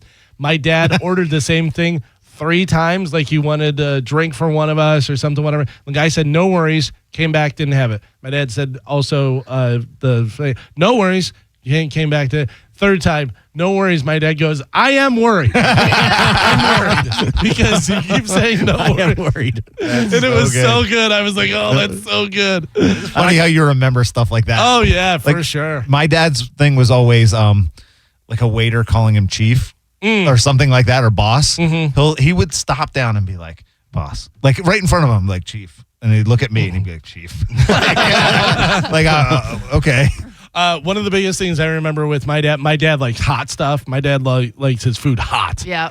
We would go to McDonald's and he would order fries and he'd go, I'll wait for a new batch of fries. He wanted them to pour grease in his face. Like, he wanted them as hot as possible. Right. He would never take fries that were sitting there. He always wanted a new batch. If you can take them out like 20 seconds early and then just throw them in my face.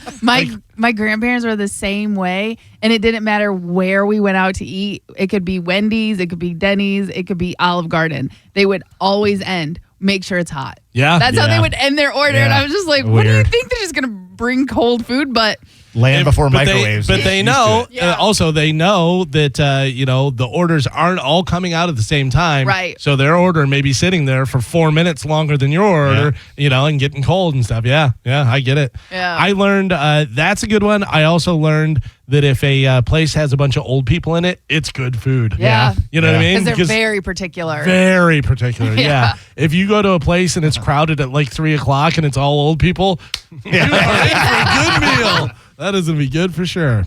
Carmen, today is National White Wine Day. Okay. White wine. White wine. Yeah. You like white wine better than other stuff? Merlot or Burgundy? I like Any wine. Yeah. I got to tell you, I don't drink wine. If I am going to drink wine, it has to be white and it has to be cold. Yeah. Same. Merlot or any of that stuff tastes like you're drinking blood. But I don't care. I'm white trash. I put ice in all of my wine. Oh, yeah? Yeah. It doesn't matter My if mom. it's white or red. Yeah, I have to. And then my new rule is I don't drink wine unless Chad is going to have a glass. Because I will drink the whole bottle. Oh, really? Yeah, I open do that too. If I open a bottle, it's 4 cups. Like, there's 4 glasses of wine in each bottle. You know what I mean? So it's just, to me, it's But like 1 or 1.5 is enough for most humans. And Right. I'm literally like, do we open another bottle? You're the only one drinking. yeah, same. So now my new rule is if Chad will have a glass of wine, I will get a bottle of wine. If Chad isn't going to have a glass, I won't. A bottle of wine's getting you drunk, though, right? Yeah. Okay. But that's like I start at 6 and I'm going to bed at like 9. Yeah. You know what I mean? So it's like 4 glasses of wine in a matter of 3 hours. And it also depends like how often. Like, Yeah. you're doing that every night. I used to, but honestly, I used to drink the big bottle, which is 2 bottles of wine. I could drink one of those by myself. Whoa. Easily. But like I've since have veered very far away. And now a couple glasses does get me drunk, where before I was having to drink a bottle. I cannot remember. It has to be years since the last time I had a glass of wine. Really? Yeah, I can't even remember the last time I had a glass of wine. But I will tell you, wine gets you a different drunk. Yeah. Wine It gets does, you yeah. It sneaks up on you too. Yeah. Like, you don't Yeah. realize, and I was like, oh my God, what did I do? Yeah, like it's the kind of like if you're at a restaurant and you have like 2 glasses of wine, you have it. I gotta go to the bathroom, and they like bump into a table. Yeah. You get up and you knock stuff How you over. doing? Yeah. Definitely gives you like a body Yeah. buzz. Also, wine's a little sexy drunk, too. Yeah. You feel really good about Yeah, yourself. because you're holding it like that. Like, You start showcasing. it's not in a mug. Let's go drinking right now. Hey, wait. Oh, breakfast wine. Okay. Here's some sad news we found out yesterday. Lonnie Anderson from WKRP in Cincinnati died yesterday following acute prolonged illness.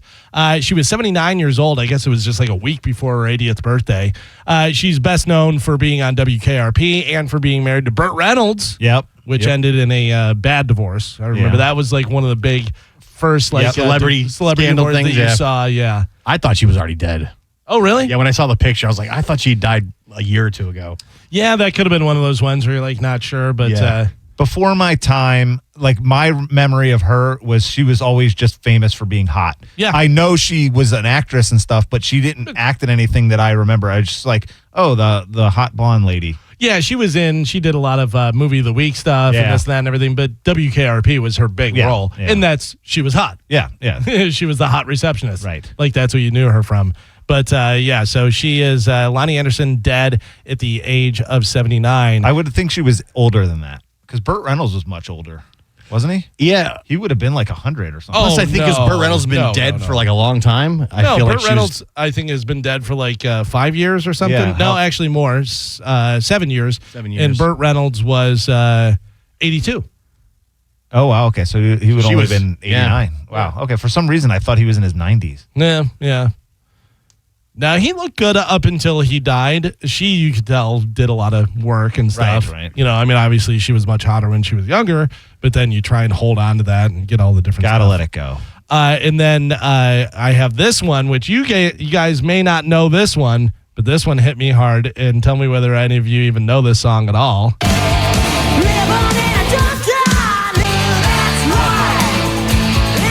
That is a band called Junkyard. You guys probably don't know that. Came out in 89. But the singer for Junkyard, David Roach, died after a battle with cancer. Back in February, he announced that he was diagnosed with an aggressive form of cancer. It was later revealed that he was battling carcinoma affecting his head, neck, and throat. So Junkyard singer David Roach, dead at the age of 59. Me and Moose are probably the only ones that care about It sounded like a fake song from a movie. Oh yeah, like a band, like the Adam Sandler movie, Airheads. Like that was the hit. So it's funny is my brother Jeff and I played in a band together, and we were looking for a singer, and a singer came, and that was one of the songs we did, and he nailed it, and we were like, "This guy is great," but he was such a nerd. He was such a weird guy. We're like, not worth it. Yeah, you got the voice, but also you just don't. You don't think of bands that actually went with it. Like think of like the nerdiest '80s singer. Like Vince Neil was like cool back then. Like he wasn't fat. Oh yeah, no, Vince Neil used to be really cool. Yeah, he was in shape. Vince Neil was cool and good looking and wore like all white leather and stuff at that time. That was cool, you know what I mean? Right. Yeah. So to see him now, you're like, oh, what happened to Vince Neil? Yeah. I saw Pete and Oliveira went to David Lee Roth last night.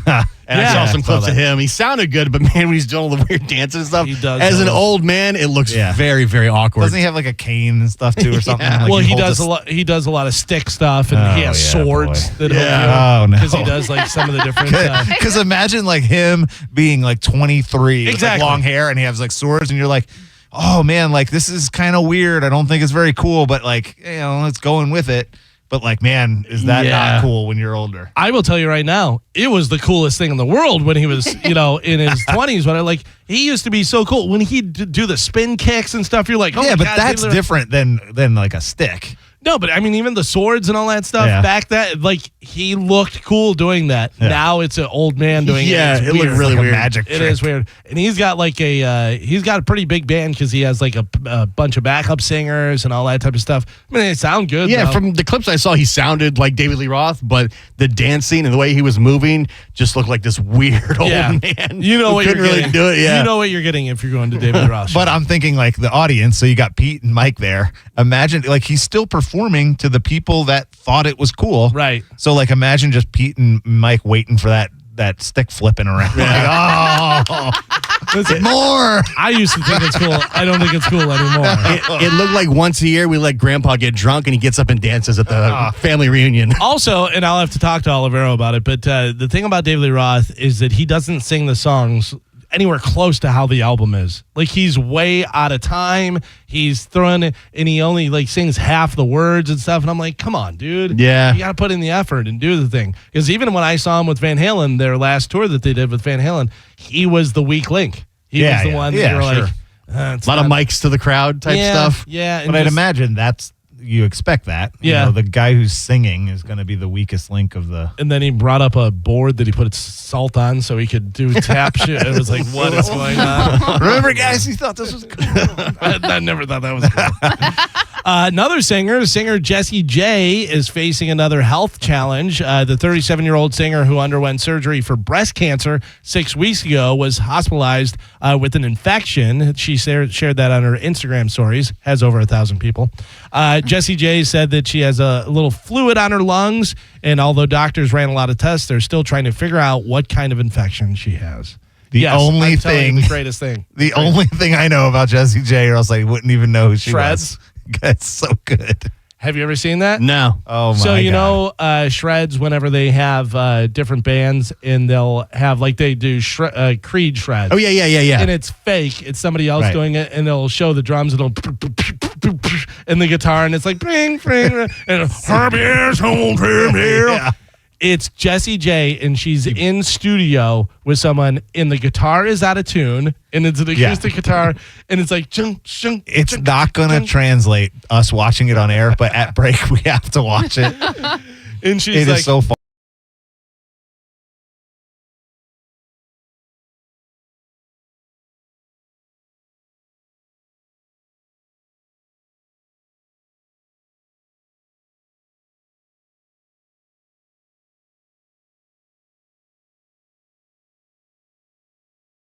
try and fill us in.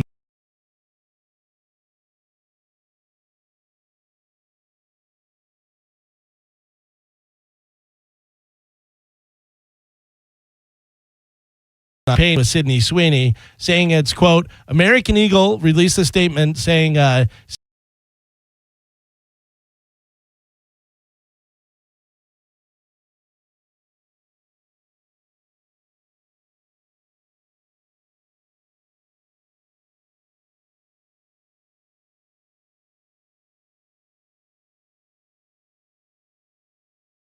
blonde hair, blue eye, Right, it's that they're ridiculous. saying Yeah. it's all white supremacy. It's all Nazis. That's wild. That is Right, but it's not wild take. It's not even you're just an idiot. Like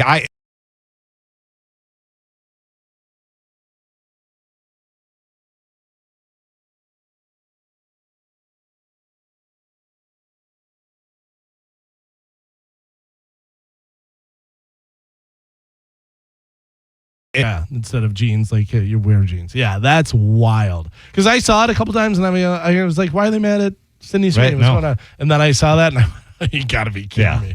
I mean, that's wild. That is a wild take. It does seem like a stretch. Well, good for American Eagle though, not coming out and going, "Oh, we're sorry." And Yeah, all that. It's about her agree. jeans. It's about her jeans. Yeah. Relax. hot chicken jeans. Yeah. Sorry for that marketing. Yeah, ploy. sorry we showed this hot girl in jeans with a jean jacket unbuttoned and you can see her big, beautiful boobs. It's funny because on TMZ all the time they do good docs or good genes, and they Yeah. show like the different people. Yeah. Like I just saw Tom Brady over the weekend, and he was on that thing. Well, and I heard one of the versions of the commercial was like a old Brooke Shields commercial. Yeah, yeah. Like it's the same Yeah, Jordan Calvin Klein monologue. or- and Jordan, yeah. yeah, Yeah. and stuff like that. But then everyone went into that one and they realized that Brooke Shields was only 15. 15. Right, yeah, yeah. that was a little bit of a problem. Yeah. She was like nothing. That- like, okay, legitimate concern. Yeah. Right. Yeah. Gripe. Yeah. But in the 80s, it was like, Yeah. no big deal. It's probably all over Chad's Yeah. Instagram, I imagine, right? It was Sydney Sweeney. Did you hear someone died at the Oasis show at Wembley Stadium Oh, on Saturday? no. Yeah, from apparent fall. Officials are looking into eyewitness accounts for footage and stuff. Oasis said they're shocked and saddened by the death. Where was it, you said? At Wembley. Oh, wow. Yeah. Listen, people are dumb. People are going to fall. How many times are you on something high, like, and you look over and you're like, man, if I fell, this would be the worst. Yeah, And then it especially in actually any happens. kind of stadium Yes, like that. you look over the side. Oof. It's unbelievable. Some of the where it's like so sharp Yeah. down, and you're like, and what do you think that 3 foot of glass is going to stop me? The little glass Like, thing? and you Yeah. think of like a football stadium's 50,000+ people Yeah. drinking at like AC/DC or at Raymond James. I'm like, the odds of one person tripping down these stairs and Yeah. Oh, I just saw a video the other day of a Raiders fan that was holding onto the And it glass and he was broke. and it totally Yeah, I shattered. saw that. Totally shattered. They yeah, kicked that guy out. Yeah. Well, I mean, they Yeah. should. He was an idiot. But also, how easily does that glass Yeah. break? Yeah. Yeah. So, I mean, not Oasis' fault. Nothing they can do about it. Imagine you paid all this money, get the Oasis tickets, which are hard to get, Wembley Stadium, and then you die. Yeah. Although, kind of going out pretty good. Yeah, doing what you love. If you're going to Wembley to go see Oasis, you're right where you want to be. You just sing along. Right. Yeah. Which was a song though? Was it like Wonderwall? Like, did they get to it? How'd your brother die? At an Oasis concert. Yeah. Cool. Yeah. Oh. Gary Busey pleaded guilty to groping a woman at a convention in New Jersey back in 2022. Does anybody think that Gary Busey wasn't guilty? No. Yeah, no. I just assume he gropes every woman I would he's ever think met. so, yeah. That checks out. Yeah. Do you remember, I don't know how long ago it was. It wasn't too long ago where the lady videoed him and he was just peeing out in public. No. Like on a public sidewalk. Yeah. Like clear as day, just peeing. And he's like, I'm Gary Busey. Yeah, and he had like back-to-back incidents because he had just like hit a car or something. Yeah, that too. Yeah. He is, look at the picture, man. He is nuts. Yeah.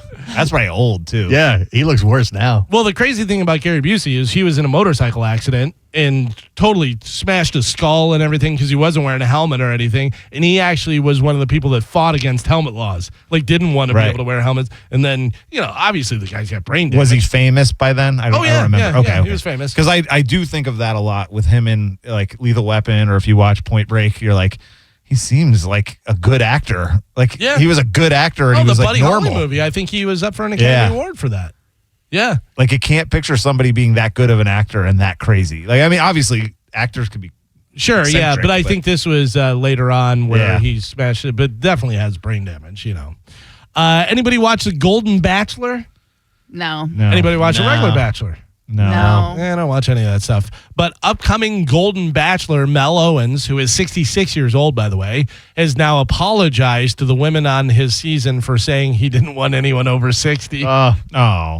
He's 66, and he's like, I don't want anyone over 60. Isn't that the show, though? Like dating, like like you're going on to date older people? Right, and can he say, I don't like chicks with brown hair? Are they Right. going to get mad at him and stuff? You like what you like. Right. And Just 'cause yeah, he's don't 66. apologize. Yeah. Like, okay, yeah, hey, Too late. it's not the nicest thing to say about somebody, you know what I mean? You're older than them. But, Also, like, guys, if you asked 1,000 guys, do you want to date a 24-year-old or a 60-year-old? Any age. but he's guy not is even saying probably that. He's the same. 66, Yeah. saying, would you rather have a 59-year-old? Yeah. Like, yeah, you're still in your 50s. Okay, kind of hot. Right. The original Star Wars, Carmen, now's your chance. The original Star Yes. Wars will return to theaters in 2027 to celebrate its 50th anniversary. You have never seen Star Wars? No. Have you seen any of them? No. Oh. Have you seen parts of some of them? Yes. Yeah. I think I've watched like the opening credits. Oh, That's it. Oh, really? And it's once it gets in to Don't, by the way. You're not going to like it. I know. No. I know. I've Yeah. seen like clips of it online you're- enough to know. No, thank you. Yeah, I think definitely the original one, it's a time and place. Yeah. Like you have to be. Right. And it was way before my time. Right. Oh, yeah. Yeah. So it's just like it doesn't translate. And again, I don't think it's an HD. I think they've tried, but like Oh, they've it's all remastered. right. That's what I'm saying. Yeah. They've remastered it, but still, it It still actually, sucks. the quality of it holds up, but I would not advise you watch Yeah, it. it's the story. So it's like, Yeah. here's the problem is I think writing on, like, it was so unique because the whole story that was built and then telling it backwards and all that stuff, like, was really unique. And I think now it's like you get really good writing in like an HBO series. Oh, Like, yeah. one season of something. It's like, Yeah. that like can change your, like, think of how many times we talk about like a season of a show. You're like, Sure. oh my God, the twist or that, like, I can tell you this, too. It's so wild to watch a movie that maybe I liked back in the 80s or something like that, and you watch it and you see the pacing of it, and you're like, how did I ever Right. concentrate on? There's so much stuff that could be cut out of this Right. movie. Yeah. Yep. It's wild. Yeah. And you're like, Jesus, let's get to it. Like, what's going on? you think of that with like Game of Thrones when like something wouldn't happen, like something huge wouldn't happen in an episode. You're like, this episode sucks. Yeah, yeah. Nobody died. No main character was killed. But there really is movies that you could cut down to like 30 minutes. You're right. That you're just like, they just had all this extra stuff that you didn't need at all. But yeah, it's pretty wild. And I guess, as we go along, how it changes and how people's attention span changes for sure. You know, you're just like, all right, well, I don't need it. I probably will go see Star Wars in the theater. Yeah. When it comes out. Funny. So my son was really into Star Wars when he was younger, and he had like the Star Wars encyclopedia and all this stuff. And we were watching one of the Star Wars. It was on, and we were watching it. And he was telling me, you know, that's Obi-Wan, blah, blah, blah, this, that, and everything. And after the third time, I go, you know, I saw this in the theater. When it came, I saw the original Star Wars in the theater when it came out. Like, I've seen all these. I know what's going on. Finally in news, the WNBA. Oh, boy. You got to be watching. WNBA players have spoken out after a second game was delayed due to a sex toy being thrown onto the court. In the third quarter of the Golden State Valkyries win over the Chicago Sky on Friday night, a bright green toy was thrown from the stands at Wintrust Arena in Chicago and landed just out of bounds underneath the baskets.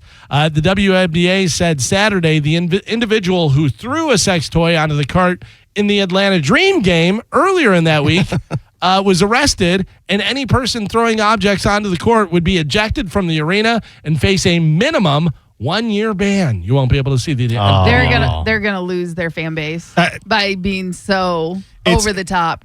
What do guys like about the WNBA?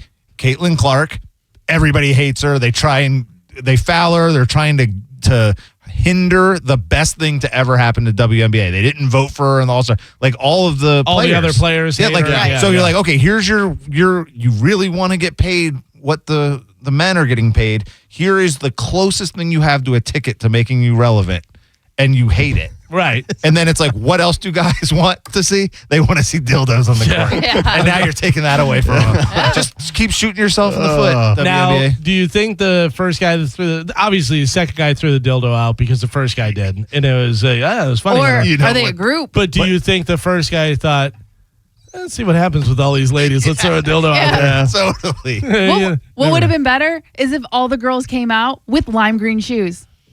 Yeah, to like match the dildo. You know what I mean? Like joke about it yeah. or something. You know what I mean? But now they're being so serious about it. I remember we did the story about the girl who lost her wig. One of the WNBA players reached up and her wig came off and she ran off the court and one of the fans laughed or said something and they ejected that person. Yeah. And it's like, you're out of your mind. They're going to lose. Somebody who is smart, betonline.ag, has 6 future bets about possible next act for sex toys at WNBA games, which can be all combined into a parlay, by the way. One of the bets asked for the color of the sex toy with 6 different options. Yeah. Should the device be green like the previous 2 disruptions, or maybe red, or who knows, black possibly? A separate bet asks whether it'll be green at all. Another bet asks how the sex toy will be handled first by whoever takes it off the court, with hands or feet being an option. So does somebody kick it? The first one, the woman grabbed a towel and picks it up with a towel. Yeah. And the second one, I believe the referee kicked it off the court. Yeah. A third wager asks which half of the court it'll be landing on, the spot for the dildo, the team or the away team, the home team or away team and stuff. So, there's a bunch of different bets that you can do. What color it is, how they'll pick it up, which side it'll land on, all the different stuff. But you had to be thinking, what you said had to be what most guys were thinking. Like, got a bunch of ladies out there. One of them just takes and puts it in her bag. Or they just stop right there in the middle of the court and just be like, all right, well. Since both of them were the exact same lime green, neon green dildo, do we think they're connected at all? Do you think it's just another random dude? Yeah, because you would think. Because it was Valkyries both times in the game. And you would think that, I don't know. I've never seen a bright green dildo before. That's got to be hard to find. Yeah. I don't know. Probably Amazon. Probably. One gets one, but then to go, all right, we need to find that same exact one. Right. You're putting some effort into it. Or is it the same person? Is it like is that a common? Is that like the... It is not. No? It's not. Okay. I can tell you. How do you smuggle that in, too? A purse. Yeah. Yeah, I can't imagine they're like checking their bag. I threw it, so what, are you sticking in his pants? Keister. The old prison purse. Like they have to start checking like what's in your pants. I don't know. I mean, obviously it's funny and stuff. Yeah, the players don't like it that much that it's disrupting the game. By the way, they're also saying we could get hurt. Somebody could step. Yeah, on I it. saw. Yeah. All right. I mean, do you want to take a dildo to the face on national television? Probably not. Yeah. Probably not. No. Like, it's funny, but it is pretty disrespectful. Oh yeah, Like, absolutely. It's pretty bad. But just another reason to watch WNBA. Right? Well, there you go. That is it for news. We're going to take a break. We'll be back. Don't forget, Ian Beckel is going to be coming in a little bit later on in the show. We are here live in the studio. It is myself, Carmen, Gio, John Brennan, Pap, all here live. Mike out on vacation. He is eating fruit on the cruise. So we'll be back all live on Monday all together. But we're here Monday and Tuesday, and then best of for the rest of the week. It is the Mike Calta Show. This is 102.5 The Bone. By the way, I cannot listen to this song without doing the Gene Simmons face point at you. Gene Simmons is so great because he would do this all the time. He'd hit like a chord, hit it, and then he'd go past you and then come back to you. Yeah. That was like his big power move, whatever. He'd go and point out in the crowd, and then he'd go. Yes. I love it. And I would imagine it was the lady. Probably a lady. Yeah, Probably a lady, yeah. Do you know that Kiss sold everything? Yeah. Their likeness, their catalog. Yeah, everything. I think I heard that. Yeah. All of the stuff. Like, they don't own it anymore? They don't own it anymore. Oh, wow. Yeah. I saw Paul Stanley was on with Howie Mandel, I think it was, and he was talking about it. And I think it was $350 million or something like that. So, but they're like, yeah, so we just sold everything. Which, think about it, for as long as they've been famous, as much money as they have, and then that on top of it, they're like, yeah, we're done with it. We don't care anymore. You know? So they don't control the IP at all? Or because aren't they notoriously very particular about what is made and all this stuff? Yes, and they would make everything. Right. Like they had everything from coffee to, Coffins. Caskets, yeah. Like everything in between, whatever. But yeah, I guess they sold everything. But you them working later on in life, like obviously he would hawk everything. Mm-hmm. Like, but that has to keep you going a little bit. Like, who was it? Oh, Ozzy. He played the last show, and you were like, now he's going to die. Right. And he died. Yeah. When you stop working, and a lot Coach Paterno, as soon as he retired, he was dead. So that, like, I'm always shocked when people like I always talk about if I win $350 million in the Powerball, it'd still work, right? I don't think so. But here's the thing: is we're not 50 years of the same thing. Yeah, I've been working in radio for whatever. What did I start? 25 years. Yeah, 25 years. But I'm also, I think, young enough, and I would be doing so much stuff. I would travel so much. Not necessarily working here or doing this, but like you'd do something creative or creative. But I'd have investments. I wouldn't be working, I think. you just like if you won the Powerball, your last day here or at any other job would be that day. Probably, yeah. Also, you say you'd have an investment $350 million. What do you need to invest in? Yeah, I guess the interest alone. I mean, if you wanted to buy some businesses that you don't have to do anything with, just in case something crazy happened, Right. whatever, or for your kids, eventually you get all those businesses as well as whatever money's left over from, I mean, you're not spending $350 million. No. But it's like, I feel like I'd still want to do something creative, though, as So you don't opposed to die. just be on vacation for the rest of my life. I would just want to travel. I would too, but I keep my job, and then I would just see how much I could do before they fire me. Like, I'd get an assistant out here that I just can do my job, and then I'd be like, "Oh, John's not here today. He's skydiving, whatever he's doing." Skydiving. so you're just a guy that pays somebody else to do your job and not as much as you're making? Right? Then just quit your job. Oh no, I'll pay him as much. But especially like someone like you could go and say, I'm going to work on a house and rebuild a house. You like to work with wood and do stuff, whatever. You could do a project like that or something where, I mean, that's going to give you some stuff to do. You could go to all the baseball fields. I know you were trying to do well, that. we're sort of doing that now. Right. Like, But, I like, just you do could it all do in one day You could do it in one season. if you want. Yeah, Yeah. true. Yeah, you're not doing your job. No. Because the first time there's any kind of confrontation where you're Yeah. like, I don't, you know what?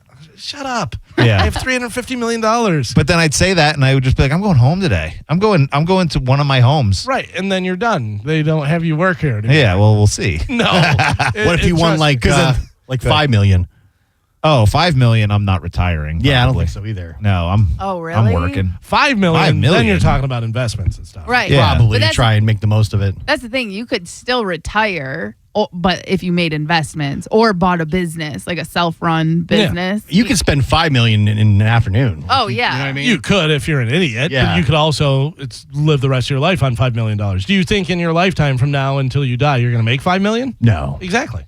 Yeah, so $5 million is more than what you're going to make in your lifetime. Well, not necessarily positively, but probably The odds are, yeah. more than you're going to make for the rest of your life. So yeah, you could easily have that. You could Keep your lifestyle. Your lifestyle would remain the same, but it would actually improve. you wouldn't have to Yeah. work. Right. It would improve because you could pay off your house, you could pay off your cars, and then you'd still have money in the bank, and you can still live off that interest.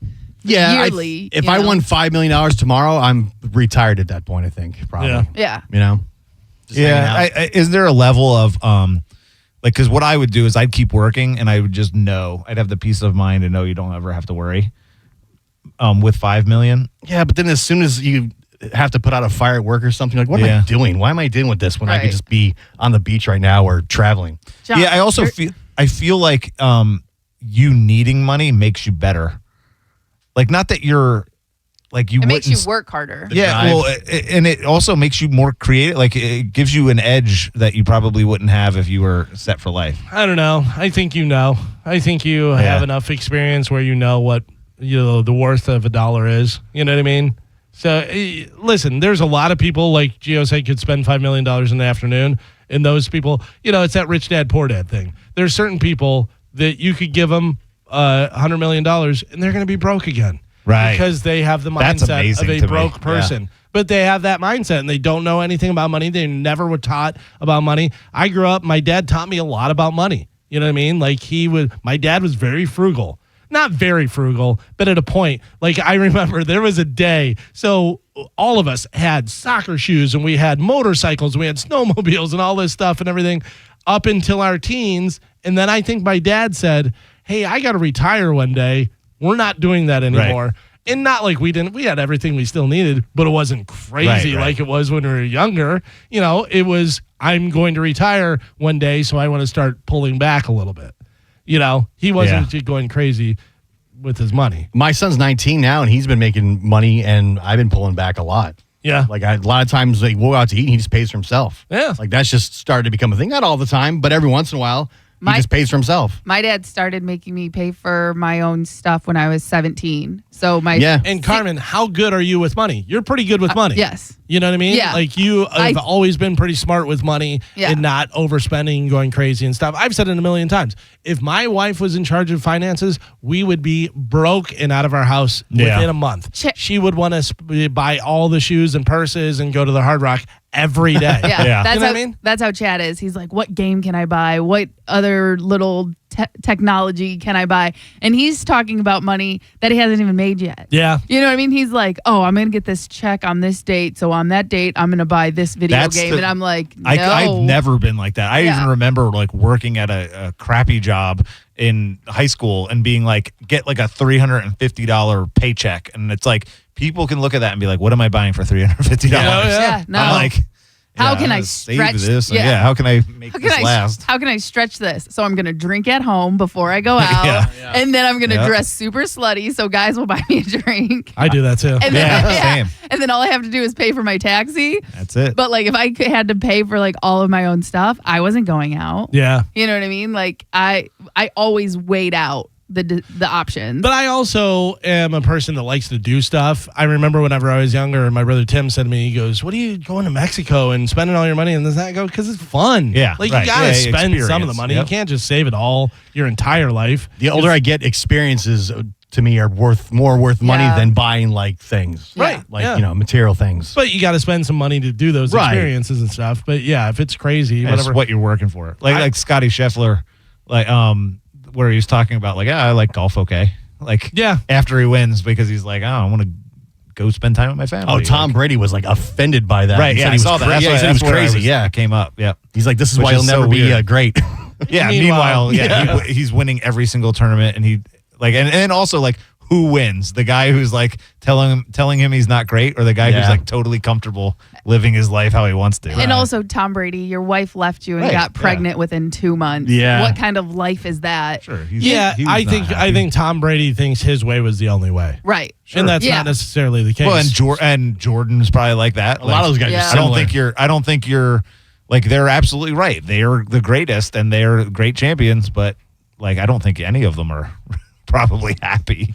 Yeah, but also you have a guy like Scotty Scheffler who is winning everything all the time, and maybe he's just that great where he doesn't need to do all the Right. stuff that they had to do. You know what I mean? Right. And he's not thinking about it 24/7, where he can go, all right, golf time, boom, turn it on. I'm the best out Sure. here. I'm going to crush. But then outside of that, Or when he's 45, he doesn't care if he's still winning championships. He just wants to be around his family and make money. yeah.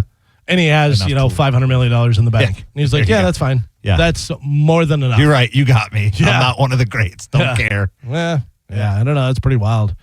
That'd be nice Yeah. to just play golf Ugh. and make him millions and millions of dollars. They probably hate it, but man, it's like one of my fantasies to like be that good, and then I would just go play against like nobody. I'd be like at like the nicest course in Tampa. I'd go and I'd just be like, "Hey, you guys want to play?"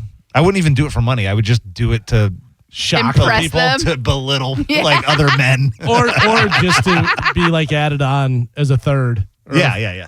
Hey, With you wanna go against these guys that look pretty big? Like, and you just like start bombing 400-yard drives. I remember my dad telling me that. He goes, out of all the sports, he goes, if I could play anything, it'd be golf. And he said, because it's always nice weather. Yep. It's always in the most beautiful places.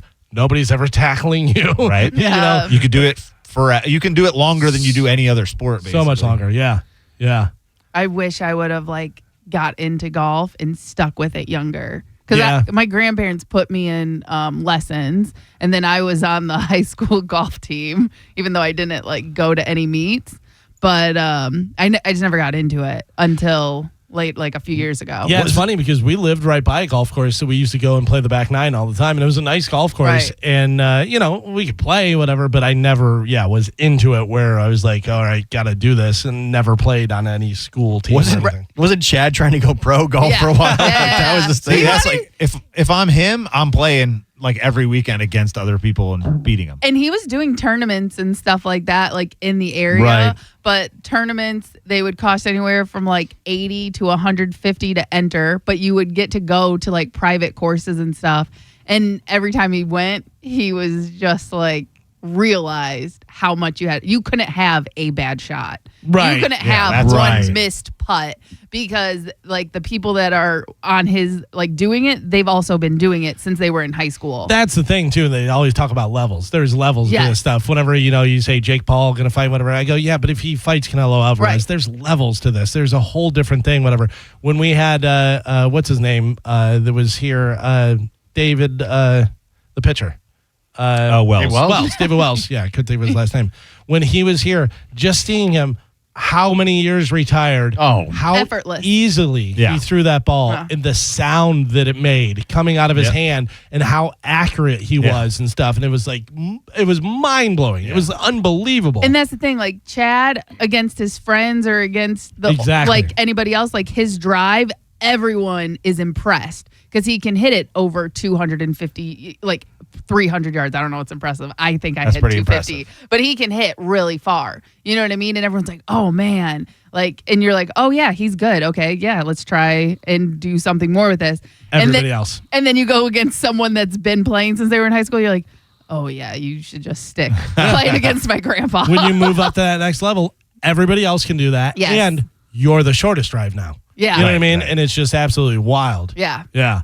Yeah, that's impressive whenever people can do that stuff. But there's people that have been doing it their entire life. I talk about it. I've said it before. There was a kid, Tony Burnell, who is a kid that was friends with my oldest brother, Tom. And we were playing soccer, and Tony was out there hitting golf balls. And Tony was probably like about 5'8", 170 pounds, whatever, just normal, average guy, whatever.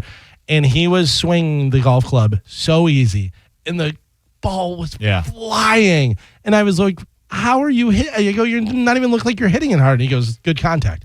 He He goes, as long as you make good contact, he goes, let the club do the work. And he goes, we'll go where you want him to go. And I know it's kicking, but like, look at Martin. Yeah. Look at how, I mean, not that he's little. He's obviously He's a smaller guy. He's a smaller guy especially for doing that. And you think now, like, he posted a thing on social media about his son that plays for USF. Oh, yeah. And his son's got like these tree trunk legs. Yeah. And he's like, Martin never had that. Yeah. Like, you're kicking 60-yard Technique. field goals. Yeah. Technique. Yeah, it's unbelievable. Knowing how to kick it. Yeah. It's wild. A lot of these kids now, they're going to college and they're just completely just ripped. Yeah. Oh, they and, also and start- we've talked about it before too, where all the every high school kid can do a 60, Yeah. 65-yard field They're goal. ripped in high school. If Yeah. you did a 65-yard field goal 20 years ago, Yeah, they would yeah, the go, greatest you ever. have to be an alien. But yeah. like the weight training and Sure. the training in general has come so far. Right. Because there's so many people that don't lift weights until they get to college. Oh, yeah. And you know what I mean? And that's just normal. But now to get to that level, you have to be on their level to even get looked at. So if you're a kid that's like 12 years old and you're thinking about playing professional sports and you don't already have a trainer, it's like you're Right behind, yeah. You're the odd man out. yeah. But then again, you look at someone like Steph Curry and his dad who said he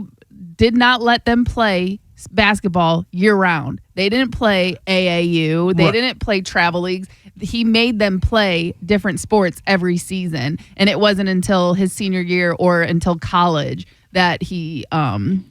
went But also- specifically to basketball. What was Steph Curry's dad? What did he do for a living? I have no idea. He was a pro basketball He's a player. basketball. Basketball player. Okay. That definitely helps. Yeah, yeah, You know what I yeah. mean? Because he He knows has what an it takes upper- and does the different stuff. So, I mean, that's, obviously the genetics help. Right. Genes. But then, but then knowing what it takes to be in the league and Right. stuff is a huge thing as well. Yeah. And knowing, like, it's all about who you know sometimes, too. That too. You know. Getting in front of the right people. Yeah. Because, he gets to try out over top of the other 1,000 people that don't have a dad that played in the league. Yeah, What but he is went it? to Davidson. It's not like he went to, then Duke wanted him Yeah. after Yeah. when he didn't go. But like, he wasn't like a blue chipper. Right. Yeah. But if you have somebody who knows people and can get in front of Yeah. the right eyes and stuff, and you also, there's people who are just undeniable. You know what I mean? There's just people that are just absolutely undeniable. Doesn't matter what school, what they did, whatever, this and that they're so good that people are going to go, this is crazy. Yeah. What's his name? Gates, that just got into the Hall of Fame. Yeah. Didn't play football in yeah. college. Yeah, that's wild. That's wild. Yeah. Yeah. That blows my mind. Well, Baker Mayfield was a walk-on. Yeah. Walk-on, ended up winning the Heisman and now plays in the league. I also love people that like change sports or do different stuff in sports. Like they started out as a running back and then I was talking about this the other day. Rick Ankiel, remember him when he couldn't find the play? He was a pitcher. He was yeah. He was a good quality starting pitcher in Major League Baseball, and he went wild. He couldn't throw it over the plate, and they had to pull him. He went back down to the Myers, became a center fielder, and he was like a good hitter. Had a long career in the majors. Yeah. Like, how do you? Okay, I'm gonna be a starting ace pitcher throwing mid-90s probably, and then now I'm gonna play. I'm gonna hit now. Did you ever hear about Macho Man Randy Savage? Yeah, he was minor leagues, almost made it to the pros, I think. Was Or did he? drafted by the Reds, I think. Yeah, okay. I think he played in but also broke his right arm or did something or seven and threw it, then learned how to throw with his left. Oh yeah, no, I didn't know that. That's crazy. Crazy. Yeah, Some people are just freak athletes. yeah, that's an athlete. Look at Charlie Ward. He won the Heisman Yep. Trophy. Played NBA. And then went and had a whole NBA career. Had the choice. Do I go play professional basketball or do I go play in the NFL? Well, and Yeah. he knew he was undersized. Yeah, He yeah. probably wasn't Yeah. going to last. Yeah, that's wild. Yeah. And still had a full NBA career. All right. Well, I guess we'll just stay here and do radio. Be Powerball. average. And we all suck at everything. Let's go play the lotto. Speak for yourself. So we've learned today we're not rich and we're not in sports. Right. We're not going to be pro athletes. I played top golf yesterday. I was Oh, over did there you? doing a little top golf. Yeah. Fun. Oh, yeah. It's You've been awesome. going a lot more. Well, yeah, to I that went lately. two times in the last month, Yeah. which I haven't been for quite a while. Yeah. But yeah, that to me is so much more fun than going to the golf course. I love Yeah. that I can eat nachos while I'm doing it. That's Yeah. true. And those Yeah. little Oh, their donut, queso is the little Yeah, their food injectable is donut holes. The food's really good. It's just nice. It's easy. It's shaded. Do 90 minutes. You're Yeah. done. You don't Yeah. have to go around the car. I mean, yeah, I get it. Playing golf every once in a while. Right, fun, right, but yeah, I actual get it. course, but that's just fun. And I just love to hit the back net. That's all I try and do. Trench. Just hit the back net. Yeah. Yeah. Because they have the different games. You can play so many different games, whatever. By the way, I was playing and we were doing a thing where you go red, then yellow, then blue, this, and that. I made 3 in the red and it didn't score for me at all. And I go, what is going on? End game. We're not playing that anymore. No, I don't know what happened. And you don't want to hit the close glitch in the ones thing, whatever. anyway. Yeah, but it was a glitch in the thing because I made 3 in a row and it was right in there. At one point, we were walking golf courses. Oof. I wanted Yeah. to die. Why? Why would you Get your walk? steps in. Get our steps Good in. for you. And plus, when you go pro, you walk the golf Oh, course. so you gotta be So Chad was like trying to get in training. He has to get What, ready. are you like his caddy? No. We had push carts. So okay. I had one and he had one, but we were like walking. And plus, for fees, like, because you have to Yeah, pay it's for a cheaper. golf cart. So it's cheaper if you walk the course. And we would only usually do like 9 if we did that. But still, that is the most miserable thing to do in August. When I was playing foot golf, the guys that I played with, we would play 18 holes and they go, you want to play another 18? I'm like, get out of here. No. 'Cause, I mean, think about that. I mean, we were using a cart, but still, you're kicking every Right. time and doing that for 18 holes and then go and do another. I was like, no way. 18's enough. I played foot golf not that long ago, and it was okay, but man, I am not in kicking shape. Yeah. It like I my groin was hurting like halfway through. I'm like, man, these muscles like hobbling. It's You a just felt totally like I was riding a different thing. You horse. just play on golf course. They have kick. On the actual golf On the course. golf course? Yeah. It's just a big hole next to the other hole. Really Yeah. interesting. It was fun. It was good. I liked it. There was a place over in Largo. That was the one that we played all the time. Yeah. But I don't know how many places have it now, whatever. But it was fun because, and I've said this before, we went and played because there was a guy who listened to the show and he was like, hey, we play if you want to come out and play. So we played and the first hole was a par 5. And, I forget whatever I got on that. And then the second hole was a par 3 and I got a hole in 1. Yeah. And they were like, and I go, I told you I played soccer my whole life. I mean, that's pretty much what this is. It's just aiming and doing and stuff. But yeah, it was fun. It was a good time. I may get out there again and play. Yeah. I haven't played for a while. I know it's big over in Orlando. Really? Yeah, That's where I played. I didn't know it was like a thing. Yeah, they have It's like, like a dodgeball, or what do you kick? they have a whole league over in Orlando. Really? Yeah, because I think they are trying to get into the Olympics or something, or one of the, I don't know, whatever, Pan Am thing or whatever they're doing. So when you get in the green, you give a little baby kicks to like Yeah. putt and everything? Oh, yeah, wow. just like you're passing. Yeah. So yeah, off the tee, you're crushing it, trying to get in the Sorta. fairway. And then, then whenever you get closer, and really that's the whole thing, just like regular golf, is just try and get in the fairway. As long as you keep it in the fairway going down, you're pretty good. Because if you try and crush it, you can, Right. go way off into the woods and stuff. like a swinging bunt. It just goes like off the side of your foot. And I then played in the woods. disc golf before, and it sucked. Dude, those people are amazing, though. Yeah. The ones who can really play. I just watched a video the other day, and it was a hole that was on the water.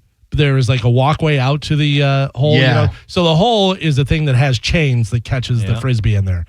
And they were doing it on purpose, skipping it off the water, trying to get in the thing. The guy throws it like this, overhand, sideways, throws it, and it goes bing, bong, right into the thing. Yeah, they're hardcore, and they have like different style frisbees. Like they walk out there with like a bag, and I have like 10 frisbees in it, different sizes, different shapes. The beach bash, I went running, and across the street there was the park that I ran in, and it Disc had golf? a disc golf course there that people were playing. I feel like that's something that if you get good at, you just don't talk about it. Yeah. Like, ah. A buddy of mine invited me to go, and I'm like, this sucks. Can we Yeah. leave?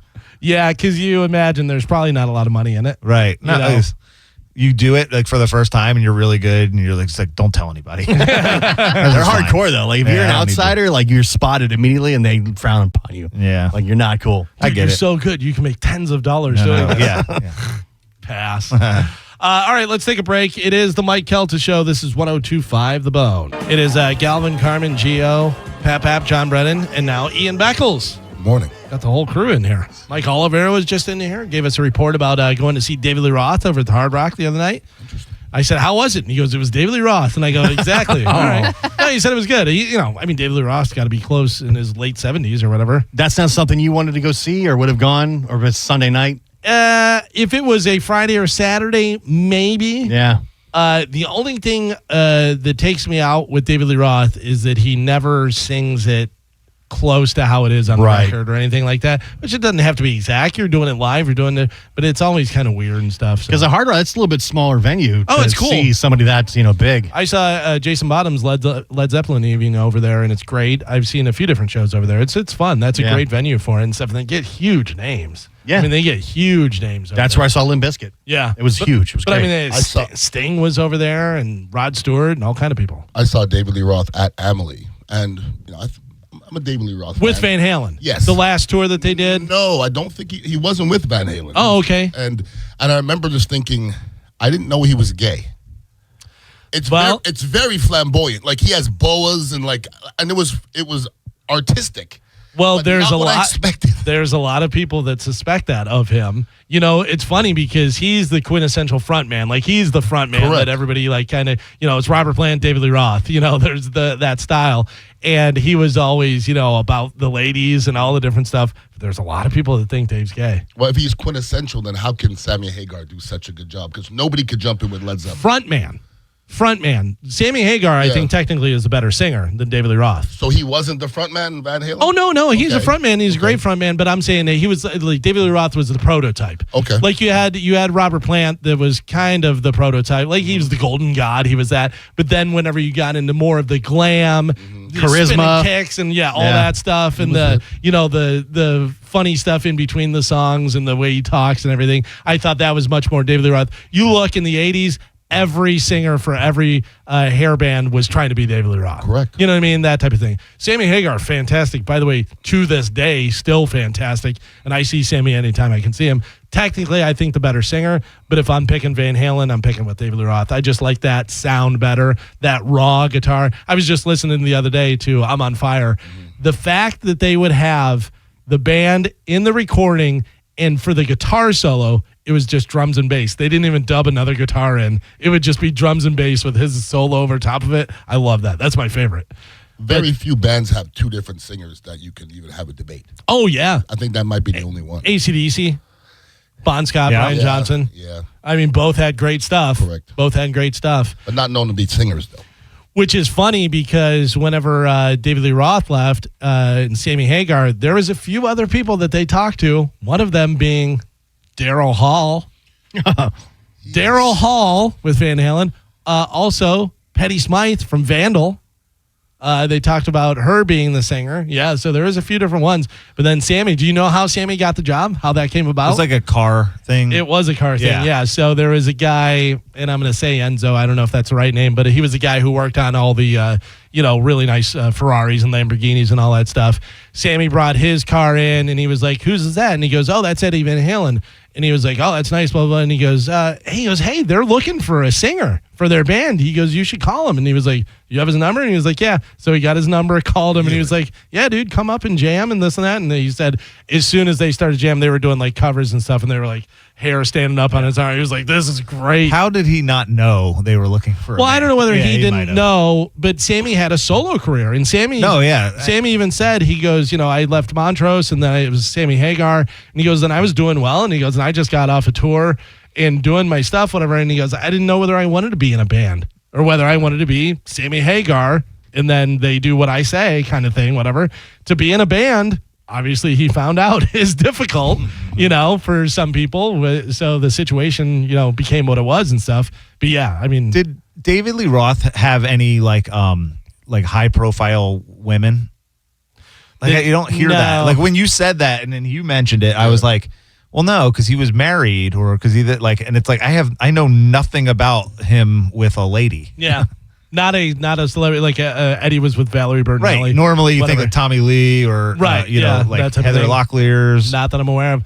I'll tell you this: as much of a Van Halen fan as I am, I don't know if David Lee Roth was ever married. Right. I don't know. Which should tell you something. Yeah, And if you don't know of any females and he wasn't married, I mean, even Elton John was married. it's true. Right. Yeah. Yeah, the internet doesn't have much.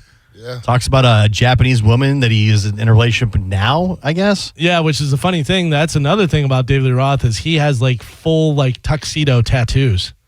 The Japanese, the old style where it's like this, where it has all the tattoos all over his back and all the way around to the front, all the way down. He has full tattoo. That's weird. All that stuff, yeah. Says he dated actress Apollonia Cotero. Oh, Apollonia from Purple Rain. In the 1980s, and that's it.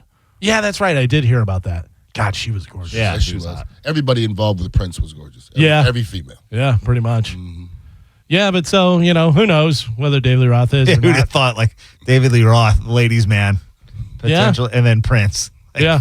You think by now, though, he'd come out since it's more, like, socially acceptable than it was back in probably the 80s? The only thing that I can think of, and you may go, yeah, there's no way, is he was so, like, vaudeville. His uncle, I think, owned Cafe Wah and was in the entertainment industry and all that stuff. So he's like that, but that's also very similar to being gay. You know what I mean? So, like you said it, he totally could be. I have no idea.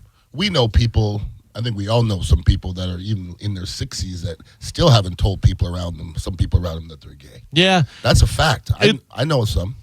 It's funny because I'll see people and I'll go, gay, right? Yeah. You know what I mean? Like immediately just you see it and you're like, gay. And they're like, oh, I don't know. And I'm like, I'm pretty sure. I mean, I don't know.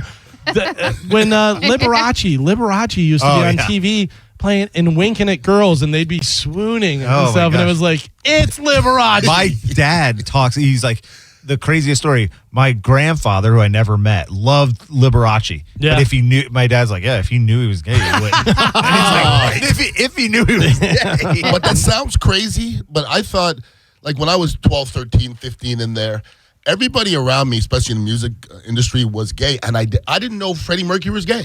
Like, nobody told me that. It's funny. Right? David Spade does a bit about that. He goes, had no idea. Elton John was gay, no idea. Freddie Mercury, he goes, he's up on stage with the guitar player. And he's up behind him. And he's like, he goes, Freddie Mercury, Queen, was throwing us a few hits. First off, the band's name is Queen. Yeah. He goes, and then he's up humping the guitar player. Even the Village People, when you listen to their songs, they're very gay. Right. Yeah. And I did not know. Yeah. I didn't matter. It didn't matter to me. It still doesn't. But I know. I think about it whenever I was younger, I had no idea that people were gay. Like, you heard it, whatever, this, that. But there was a kid that played soccer with us, Eric. And Eric would always go to dances with a girl as a friend. We're not dating. We're just going as a friend. And Eric was very flamboyant, played soccer with him, hung out with him all the time with a group of friends, all this stuff, whatever. Went back for my high school reunion, saw Eric and went, no idea. Never put two and two together. Wow. Like I'd be the worst detective ever in the world. It was wild. It wasn't until I was older and he was like, hey, Galvin. And I was like, oh, Eric's gay. Had no idea. You know what happens a lot and I've run into people had no idea they're gay. And when they tell you they're gay at that moment, I think they exhale and they get relaxed. Yeah. They become more gay. Yeah. No, seriously. Well, because they can Put their be more guard down, themselves. yeah. Exactly. We had a guy at the cafe. He goes, Ian, this cafe, like our cafe is very open, okay? We have like the gay flags and everything like that. And there's transgender people all over the place, real talk. So he says, your cafe has really made me open myself up and I'm just telling everybody I'm gay. And from that second, he got so gay. Yeah. Like I never had an inkling before. Yeah. But then I was like, geez, look at him. Look at him. He's relaxed. He's in his atmosphere. Now he's in a safe place. You didn't know he was gay before? Not a chance. Didn't even think about Well, it? he was married. Oh, yeah? Yeah, and then he turned gay, and his wife went away, and then 6 months later, he goes, oh, by the way, I'm not gay anymore. I go, Wait. I'm not sure that's how it works. Yeah. I'm not sure that's how it works. Just very confused. Yeah, because you said he turned gay. I was like, I don't think that's how it works either. That's wild. That's interesting. Yeah, but it's funny because there's certain things where you just don't even think about it, and then you realize and you're like, oh, yeah, that totally makes sense now. That's wild. We were talking about it earlier off air. I was listening to a Dateline podcast, and there was a guy who had another guy, his buddy, kill his ex-wife for him. And they were interviewing him, and he was busted, and he was like, okay, now I have to turn on this guy to try and get less time for me. And he said, how did this come about, blah, blah, blah, this, that. And he goes, to be honest with you, I never thought this day would come. I never thought you guys would catch us. I never thought that I'd be arrested or anything. And I go, Never. You're always going to get caught. Facilitated a murder, and you thought, there's no way they're going to catch me. Oh, Mike thinks he can get away with it all the time. He's delusional. Tell him right to his face that he's delusional. You'd get caught immediately within 24 hours. Do you know how many mistakes? That's like whenever he's saying having someone killed. And I go, it's connected to you. And he goes, no, it's not. And I go, the fact that you're saying you're having someone else do it, they're connected to you. I don't care if it's 3, 4, 8 steps away from you. It's connected to you. Yeah, like when he said he had a place for his son to go live. Exactly. If he had It's to hide him. to you. And he's like, well, it's not connected. If you know where it is, then you know the person, therefore it's connected to Walter you. White, only one person was able to know that he was in that cabin. And that guy could not contact that guy. That's the way to do it. Yeah. He also talks about how he's like the guy to call if you want to bury a body. right. And I'm just like, Pete and Mike are the last 2 people I'm calling. Here's a shovel. Like, okay, Pat, there's another guy in here. He ain't digging a hole. Yeah, no way. Like, and if he does, he's probably going to fall in it. It's shallow.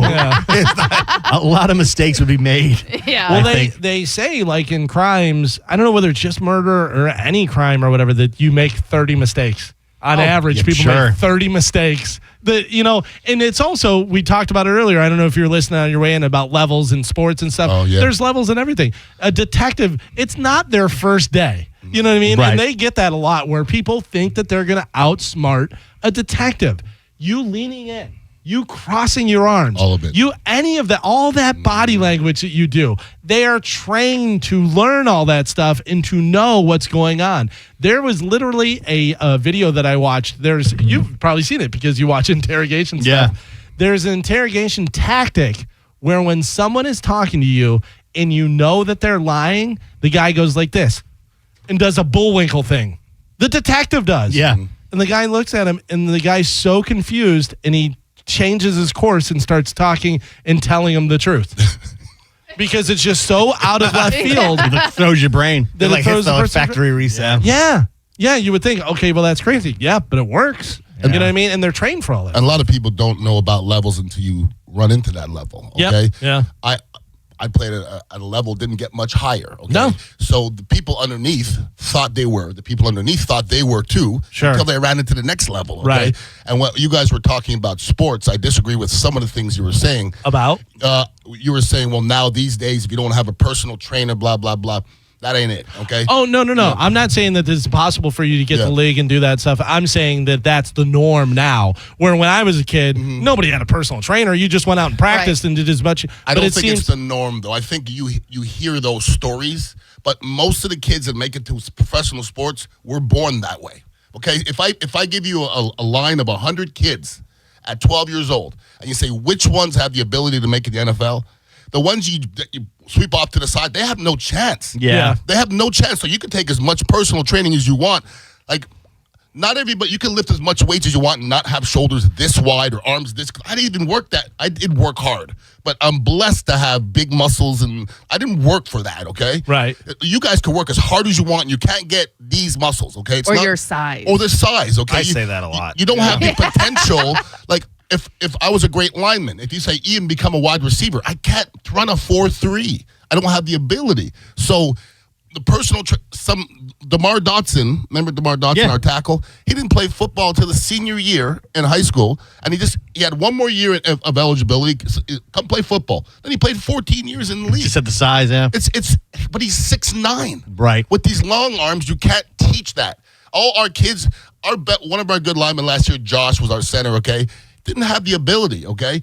There's only so far he can go with hard work. Right. But then the other kids that were born with it, just give me a little bit, and they can take it far. So And then you also see those people who are like 6'7", 6'8", and they'll have the cards like, don't ask me how tall I am, or this, you know what I mean? I'm this tall, this, that. No, I don't play basketball. No, I don't do this. No, the milkman wasn't tall. Right. But it's also like there's people out there who are 6'7" that don't play basketball. Oh, yeah. Like, Well, what are you doing see- with your life? They're not coordinated enough. I talked to you, or I talked to somebody, a lot of people about Titus. Like when you see him at the events, like he comes out to the toy drive and stuff, and I'll meet him. He's 2 feet taller than me, and his hands wrap around my hands, and I'm like, I think he played at Florida. He didn't play in the pros, Right. Like because Yeah. he didn't make it to the. And I'm like, how is that even physically possible if that guy isn't? But Titus, when I meet, and I know Titus, Right. when I see him, he doesn't impress me physically. He really doesn't. Me But you're a neither. big guy. I was just saying that. I was kidding. I understand that. Yeah. But who I'm comparing No him big to deal. is Reggie White. Right. Okay. Right. You ever- Right. If Reggie White walked next to Titus, you would like, look how little Titus is. Like Yeah. he was a big hulking man. When I we remember interviewed even Jason Manecki, who is my realtor, who played Yeah. for the Bucks, and you shook his hand. You're like, Jesus, banana hand. Hard head. Let me say something about Jason Manecki, okay? I love Jason Manecki. That's my brother. I hated him so much in practice because he used to practice hard. He didn't play much. Yeah. But in practice, Trying to show what he could do, probably. I know what he was trying to Yeah. get. But as a guy who played every week, Right. I didn't want that. Oh, yeah. Like if You don't me, wanna get hurt in me and Brad Culpepper in practice, I'd be like, Brad, I'm trying to reach you. He go, I got you. And we're like, we making noise and make it look good. Jason Manecki is headbutting me. His head's like a size 10, and he's headbutting me, and I'm like, dude. He's like, Rod's watching me, man. I got to do this. Yeah. So there's no on and off switch. there was no on and off, and I hated Manecki, but I love him, though. It's interesting to your point. Do you know Dorian Yates, who was Mr. Olympia? Of course, Yeah, yes. bodybuilder and stuff. He was on with Rogan, and I remember him talking about it. And he said Rogan was asking him if he could tell. He goes, absolutely. He goes, there's people that come up to me and ask different stuff. He goes, I can look at you and tell whether you can be Mr. Olympia or not. He goes, I can tell by how you're built, not even when you have all your muscle on or anything like that, but just by the way you are, I can tell whether you're going to be Mr. Olympia or be a professional bodybuilder. Well, your joints, okay? Yeah. You don't see athletes, you don't see anybody's fast in the world with big ankles. It's never happened, okay? Bodybuilders all have small joints and long muscles, all of them. You can't have short muscles and be a bodybuilder. This doesn't work. Because, Arnold or whoever's, Ronnie Coleman's going to be next to you at 6'5", and you're done. And that's why the majority of Mr. Olympia guys are around 6 foot or over. Correct. Because you could be, in the greatest shape in the world, but if you're 5'6" and a guy who's 6'1" comes up next to you and is, in great shape and has the proper proportions and everything and stuff, that's just going to dwarf you and to make you look like nothing. No matter how great you look, great. But this guy also looks great, and he's 6'1". That's going to dwarf you. See, I was 6'1", and I believe I was the shortest lineman for the 9 years that I played in the league. I don't believe there was somebody shorter. Really? I was the shortest. There was a guy from Pittsburgh, Terry Long, before me, who was like 5'11", but he left, okay? So I was the shortest guy. And everybody's like, well, why does that matter? Well, because if I was 6'5", I would have longer arms probably. Yeah. That's what makes sense, okay? Right. Get a 6'5" guy has longer arms. It's just a better benefit. Right. As 6'1", I do have long arms for a 6'1" guy, and then the strength and everything that comes into play. But you have better odds with a guy who's 6'1" than 6'5" than 6'1". That's why I'm amazed whenever I see a wide receiver that's under 6 foot that's good. And But you're like, that's I guarantee wild. he could cut on a dime. Right, exactly. He has to be able to have some other intangibles. Oh yeah, for sure. But the prototype is wide receiver. Yo. You're thinking 6'4", 6'7", something like that, whatever. That's long and lanky and can run and get out there and do that stuff. But whenever you see the smaller guys, same with running backs. You see these little running backs that are, and you're like, they must be able to just cut and do all that stuff. Yeah, but running backs these days. Now, I wouldn't put a nickel in a running back. I wouldn't. Yeah. No way, because very few, no little ones last. None of them, okay? None of them. So right now it's Derrick Henry and my boy from Philadelphia. Can't think of his Barkley? name. Barkley. That's Yeah. it. Yeah. There's nobody else I pay a dime for. They're Nobody. trying to bring it back though. Those two are because they said that they have like a group chat with some other running back. They're trying to make the running back the thing because the running back used to be the thing. It used to be the thing because people used to run more, Yeah. and there used to be running back by committee, and it was a third down running back, and it was a fullback, and now it's weird, man. Like these guys, Emmitt Smith didn't come off the field. Walter Payton didn't come off the field. Barry Sanders didn't come off the field. These guys come off the field. Yeah. So it's not as valuable. Yeah. Well, also, think about the third and fourth receivers on teams now. Now you talk about receiving cores. Back in the day, it was like you had the one guy and then like and a the bunch second of other guy, guys. and that's it. Now there's 4 or 5 guys. Yeah, Yeah, exactly. if you had two, you're a great Right, team. exactly. If you had two, you're like, Like wow, that's Peyton Manning unbelievable. with Reggie Wayne and Marvin Harrison and Peyton Manning. Right. That was like, okay, that was an arsenal. Yeah. Whereas most teams back then had, Well, you talk one that and a half. team. They also had Clark, who Clark. tight end was nice, and And they also had Edgerrin Edgerrin James. Yeah. So everybody wants to give these quarterbacks all this love. Okay, you can't tell me a quarterback that's in the Hall of Fame that didn't have a fantastic supporting cast. Oh, yeah. And a fantastic coordinator. Everything has to be part of it. Vinny Testaverde gets drafted here in Tampa Bay, first pick overall. If he gets drafted in San Francisco and you put him with those guys, he's going to the Hall Hall of of Fame. Fame, yeah. There's no doubt in my mind. Yeah. He comes here in Tampa. There's nobody around him. He takes his licks for 6 years, go elsewhere.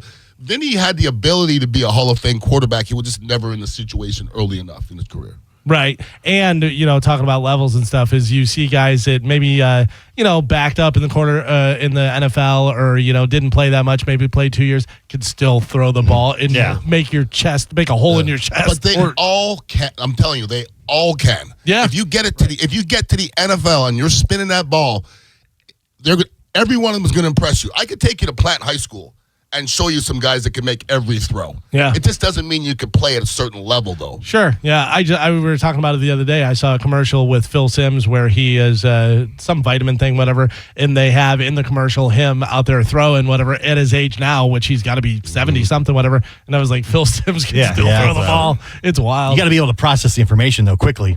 I think playing quarterback in the NFL That's the key. Is the hardest thing, not in sports, in life. Everybody's like, what about if you're CEO of Apple? That's fine. But if you have a bad day, you don't get beat up in front of everybody. Yeah. And you have people who can't play telling you you're terrible. Yeah. You're the best athlete in the world, and people that can never play. They weren't even good intramural players telling you you're not good. Yeah. So playing quarterback in the NFL, you get so much of the blame when a lot of times it's what's happening around you and vice versa. Some guy who has chicken wing sauce all over his hands going, I would have caught that. I can make that throw. I wanted to ask you, is that a piece of beef jerky on your thing there? Here? Yeah. No, you're. It's a little snack for later. That tasty. Would be cool, though. Yeah, you need a little beef jerky neck. No, it's like a wood thing or something. Oh, all right. But I do like beef jerky. What do you think about the Desmond Watson kid? He's too heavy to practice right now. Gee, I'm so happy you asked me this question. Because, I'm one of the go-to Tampa Bay guys now when people ask me questions. And that has been, I swear to God, nobody asked me about anybody but Desmond Watson. They just keep showing up at practice. He's just walking around, the weight vest on. And I was there Saturday. I brought my son there. It was like the former Players' Day, whatever. And I saw him there, and he picked up a garbage can, and he walked a little bit, and he did some things. And I had 3 people ask me about Desmond Watson, and I looked at him, and I go, why does everybody want to know about the guy that's not practicing? So you're not you're a undrafted. rookie. You're undrafted. Yeah. You're a rookie, and you're not practicing because you're too fat to participate. Who wants to put their house on him making the team? Because when he finally gets on the field a week from now, they're going to kill him. Yeah, they're going to be in cap shape, and he's going to be fat as hell, looking like seriously. And he has to fill the role of a Vita Vea or Vince Wilfork or Haloti Ngata or all these names that I'm talking about, maniacs, like crazy. Like you would look at them and go, the last thing I want to do is fight that guy. I'll fight Desmond Watson right now. And I'll beat his little fat ass. I'm serious. Oh my God. He's just a kid. Dude, and a lot of people. Is he 20? 22. I'll beat his ass. I'm not playing. A lot of people now are blaming Billy Napier of Florida for allowing him to even play at that weight at Florida for so many years. Play though. If they would let him out there though. When they show his highlight film, there's him running the ball. Yeah. He doesn't have a defensive play. There's the one clip where he's like throwing a running back around. But they're saying Florida did him a disservice by allowing him to be on the team at that weight and not trying to get him into shape. Florida has 120 players. Yeah. He's just one guy. Who's to blame is whoever put him on the field. Yeah. Like the only thing that bothers me is that somebody else could have that spot, and I'll be out there fighting, and he's just sitting there. That's true. If you're a rookie and the coach says come in at this weight, ask me if I'd be at that weight. Yeah. 100. I got weighed in every Friday for 9 years, and I never was a pound overweight. Carmen knows. She used to get weighed in before she came to the I studio. remember. The draft was back in April. Yeah, so you're 30 pounds overweight. That just tells me you didn't give her a You're rat's not ass. serious. You're not serious at all. And, Yeah. and especially like in college or something like that, like you will get cut from the team, especially if you're not a scholarship player, which that whole rule has changed. Well, he made it through college, though. Right. If he was doing it back then, if they had any kind But of. he wasn't really doing anything. Yeah. And the thing, everybody, what do you think about this? This is how it went. Look, he got on the scale. He was 30 pounds overweight. The coach goes, hey, Watson's 30 pounds overweight. And they said, put his fat ass on the side and don't let him practice until he loses it. And that's the last thing they talked about him. Yeah. I guarantee they don't bring his name up. He's not even an afterthought. Yeah. He's just a fat kid on the side trying to lose weight. No, I'm being serious. Yeah. If you're hurt in the NFL, you could be a starter. and be hurt, and coaches walk right by you. Yeah. Then why do you think don't the Bucks even picked him up to begin with? I don't know that answer. Just because he's a local kid and he went to Armwood. There's the answer. Is it a story? Is it so people will talk about it? Well, we're talking about him. Yeah, no. That's And what then I'm they'll saying. say, well, he's going to be the tush-push stopper. Okay. His one knock is he plays too high. So why the hell can you stop a tush-push That's if you're as low playing as you too go. high? Yeah. I would rather play against him playing high than anybody else playing low. So he's not an NFL player, and thank you for asking that question. I needed to get that off my chest because this kid's bothering me. Yeah, he's bothering me. He's going viral now because of the videos of him just walking around the training camp with a weight vest on. Does he look like an athlete? He really doesn't. No. His knock neat, and he walks funny. And then they're like, look at him doing the ropes. I'm like, okay, I have kids at Chamberlain that are footwork is way better than that. So that doesn't impress me. I mean, you make a good point that someone else could have that spot who's really trying to make a go at it. Taking reps away from the guys that are going to be on the team. Think about that. So he's sitting in the defensive meeting room, not doing reps. Think about that. If somebody else was in there who was practicing, we'd be taking some reps away from the guys who need a little bit rest. So they're not looking at him right in the meeting room. Yeah. I guarantee that. All right, we got to take a break. Everybody in the room like wings? Oh, please. Sure. Yeah. One of my favorites. I know you're a connoisseur. Well, Stella went looking for the best wings in the Bay. We have the winners bringing us wings today. The Cove, yeah. They're going to be here actually in the break, so we'll have some wings whenever we come back. Let's take a break. It is the Mike Calta Show. This is 102.5 The Bone. It is good. I didn't even put any sauce on it yet. That's just one of the smoked ones. Kempner was in here. He is the owner, and they won. Stella did looking for the best wings in the Bay, and you guys all voted. And the winner is the Cove Resort and Pub in Inverness. Is that how you say it? Yes, Inverness. Yeah. But he was saying they have like 70 employees. I guess it used to be a fish camp, but they do like resort stuff. You can stay out there and do everything. But I was asking him, I go, did you guys with you? He goes, it was my.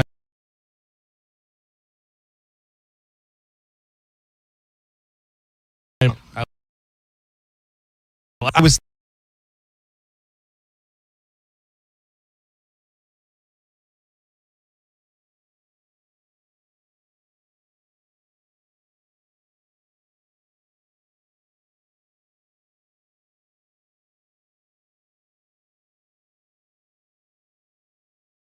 not going to be the best barbecue place. The restaurant's too nice. It's going to be some guy on the side of the road, like cooking. So like, Right. It's good. Telling the story about what they're doing, like where they are up there. Yeah. 200 seats. It's got Airbnbs. It's like a resort. You're like, okay, that's where a. Yeah. He said they do about 2,000 pounds of wings each week. I'm just going to say I called dibs on what's ever left over. Whoa. You aren't going home. You don't have a place to put Listen, them. I'm going to take some with me, too. Okay. So You I can got have to a bite. plate. He said that was smoked hot, and it doesn't even have any sauce on it yet, Yeah. which was really good, and I can taste a little bit of hotness in there. And then the sauce that they have that they use the most, that's the Debbie sauce. That's what's on those ones. Yeah. And there's He said two it's different all, ones. they make it all there. Yeah. They gave us bottles of the Debbie sauce. Ian, let's hear it. What do you got? What'd you have? Did you have one of the ones without the sauce? I had like 2 or 3 of each of them because I'm not scared. Okay. I like the extra smoke ones, the darker ones. There. Right. Of course. The texture, the texture is just is wonderful. Yeah. And I love smoked meats. Yeah. And to me, something that is smoked or even fried, if there's any gelatinous part of the wing, I'm out. Okay. But those are cooked perfectly. I feel like when you smoke stuff, it's easy to mess them up if you're not paying attention. You can under and over smoke. Yeah. You can do that. Those are well done. Very good. Well, I'm I'm glad telling Johnny you- B's not here today. Oh, yeah. He's not here. We've got all these wings. Yeah. Screw you, Johnny. Johnny can cook. Oh, Yeah. I've had Johnny's food. Johnny can cook for real. Yeah, I got to tell you, Johnny's really good at doing videos, too. Because he's done some of his barbecue stuff and the way he edits all his stuff. Yeah. He's pretty good at that. I'm amazed. Carmen, you can do some of that stuff. Dizzy does some good things with social media. I told Dizzy before, I go, you should do that. Like, make that a job. Have you do their social media.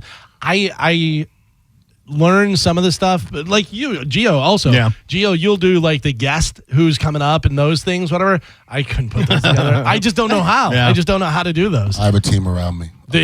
Of people who know what they're doing. We're not talking about I'm ignorant. I've done social media a long time. I could do like the basic stuff. But there's like levels. There's Oh, yeah. there's a Oh, lot of for sure. levels of social media. No doubt. And my buddy Chris Fraley, who's worked for us for a while, he was on AI 3 years ago. Oh, We were really? doing AI stuff like art 3 years ago. That's wild. And just now, the rest of the world is really coming about. Yeah, and we talk about all the time is what we have right now. Imagine what they're going to have in the next. I mean, because Robots. it leaps and Massaging bounds. robots. But literally within the next couple months, there's going to be stuff that you just like, yeah. That Will Smith AI, Will Smith eating spaghetti. They had it, and then like 2 years later, they did the same video, and it was unbelievable how real it was. Like before, you were like, okay, it looks like Will Smith, and it's kind of weird, whatever. But then the other one looked just like an HD version of Will Smith eating spaghetti. The stuff that's already trickled down that we can just do on our phones is impressive enough. Imagine these, these big companies, these supercomputers that can do things like this. Is just what we can. By the time it trickles down to us, it's like the bottom of the barrel type stuff. They're already doing things way more advanced. These big companies. Yeah. But everybody thinks that they're like, oh, AI is going to take away a lot of jobs. No, it's not. Okay, the people who are the best at what they do, they're the only ones making money anyway. Yeah. Okay, so they're still going to be the ones making the money. Yeah. So if you're doing I can use AI, but I'm not great at AI. Whoever digs into AI is going to make the money. Right, but there's also a lot of simple jobs that could easily go away with AI doing the stuff. I mean, we talk about the drive-through stuff. Whatever, that's all AI now. They have the thing, whatever, you don't even need a person taking your order or doing anything. Well, the thing is, if you have a simple job, Right. and I don't think this is a simple job. Okay? No. If you have a simple job, don't be shocked if you're replaced. Oh, yeah. Seriously, if anybody can do your job, don't be shocked when you're replaced by a computer. If anybody can do it. Right. That's facts. Yeah. You know? I mean, they have cameras that switch whenever you talk. Imagine Joe. Pat. He should be in here with us. He's just switching around now.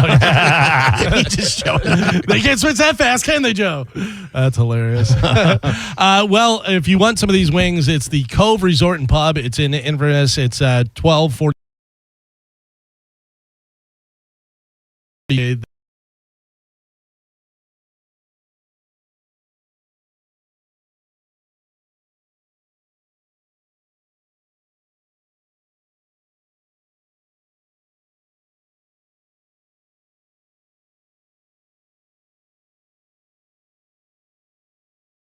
Quick, it's worth acknowledging the app and the YouTube. Oh, yeah. I'm hearing that. So at first I just got one text on the app, like crashing, which I know that happens before, but sometimes could be isolated. But I'm hearing about the YouTube.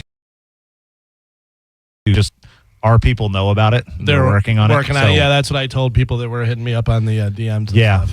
That's my new joint now. I watch YouTube almost every day. I come to my crib. I do my little walk, put my headphones on, listen.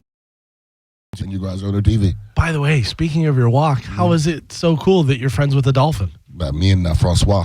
That's awesome. Yeah, it is cool. Have you seen the dolphin that comes up whenever he goes walking? That's crazy. He goes walking, and this dolphin comes right up where the water is, right by the sidewalk and stuff, and like comes up and plays with like he's like, hey, it's my buddy Ian. Like he's literally like following me. Right. Really? It's crazy. Like I saw him on the wall. I'm like, hey, and he stops and he just.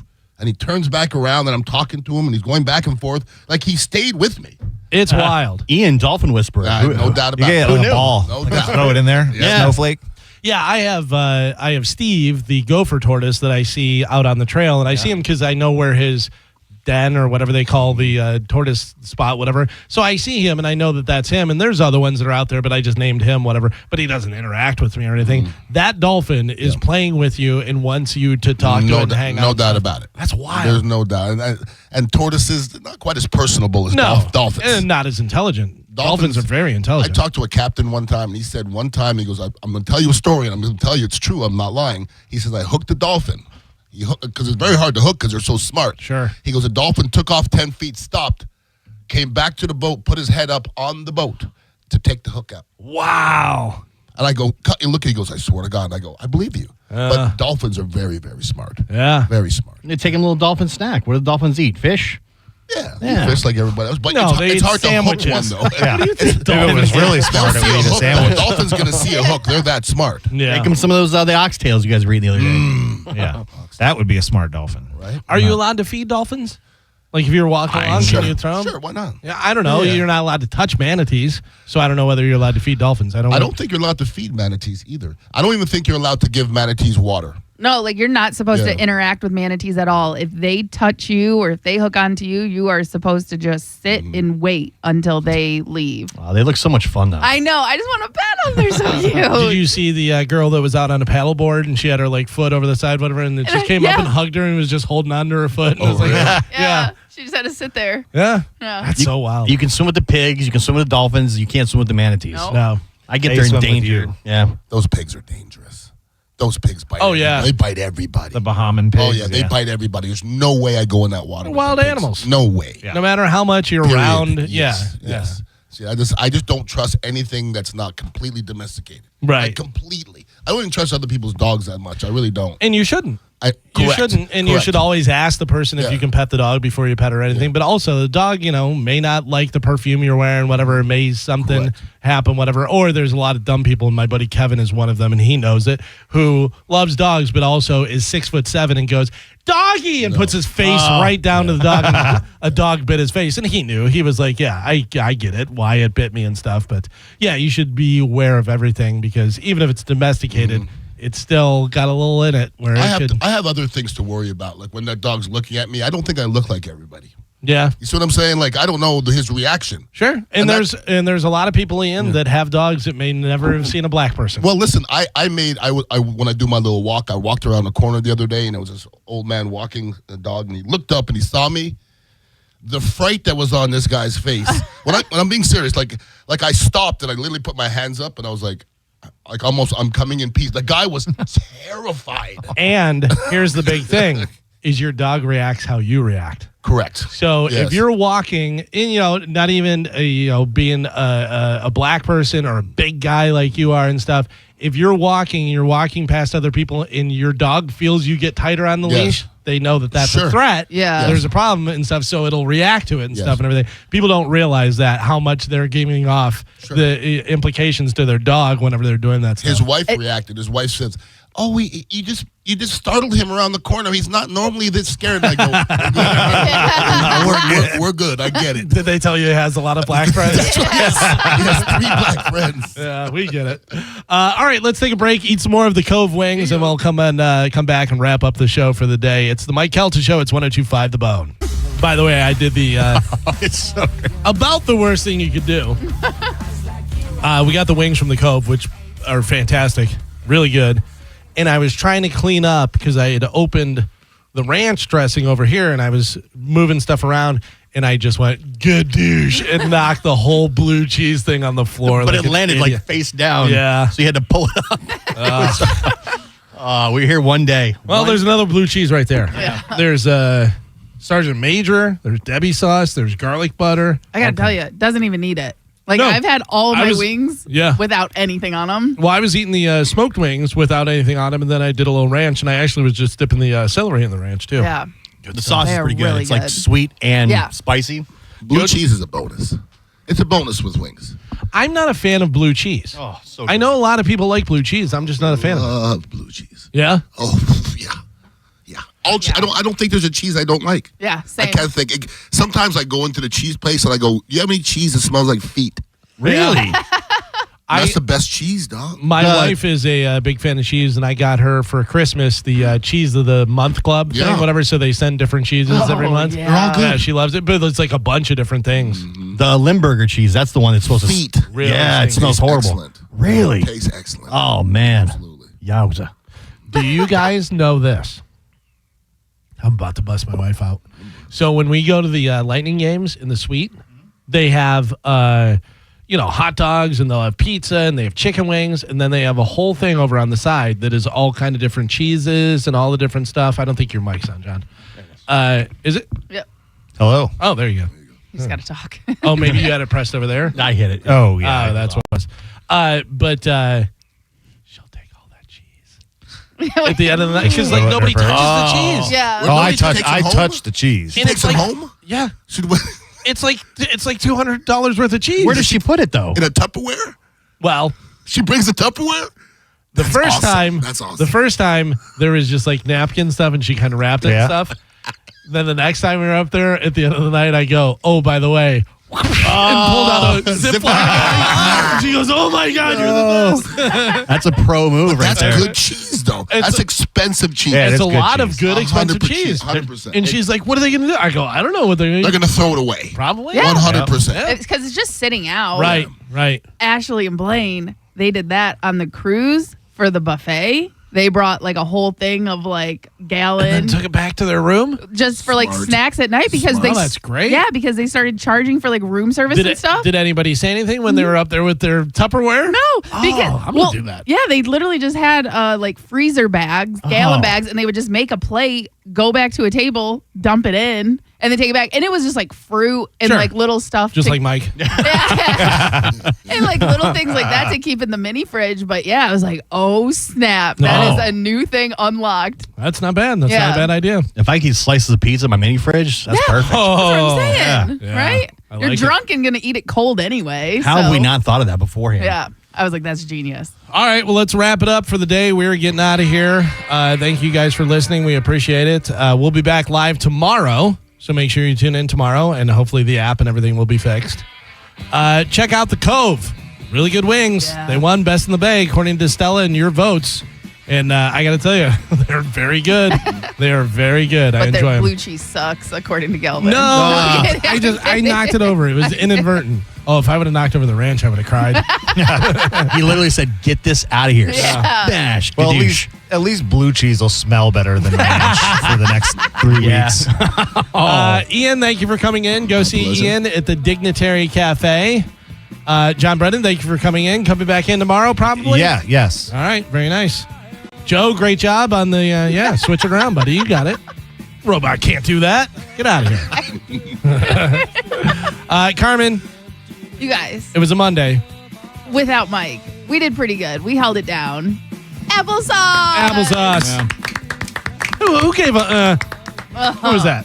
What? Did you say, No, Yeah, no. That was Gio. What a curmudgeon. Sorry, I was eating a wing. Gio is subpar. The rest of us did great.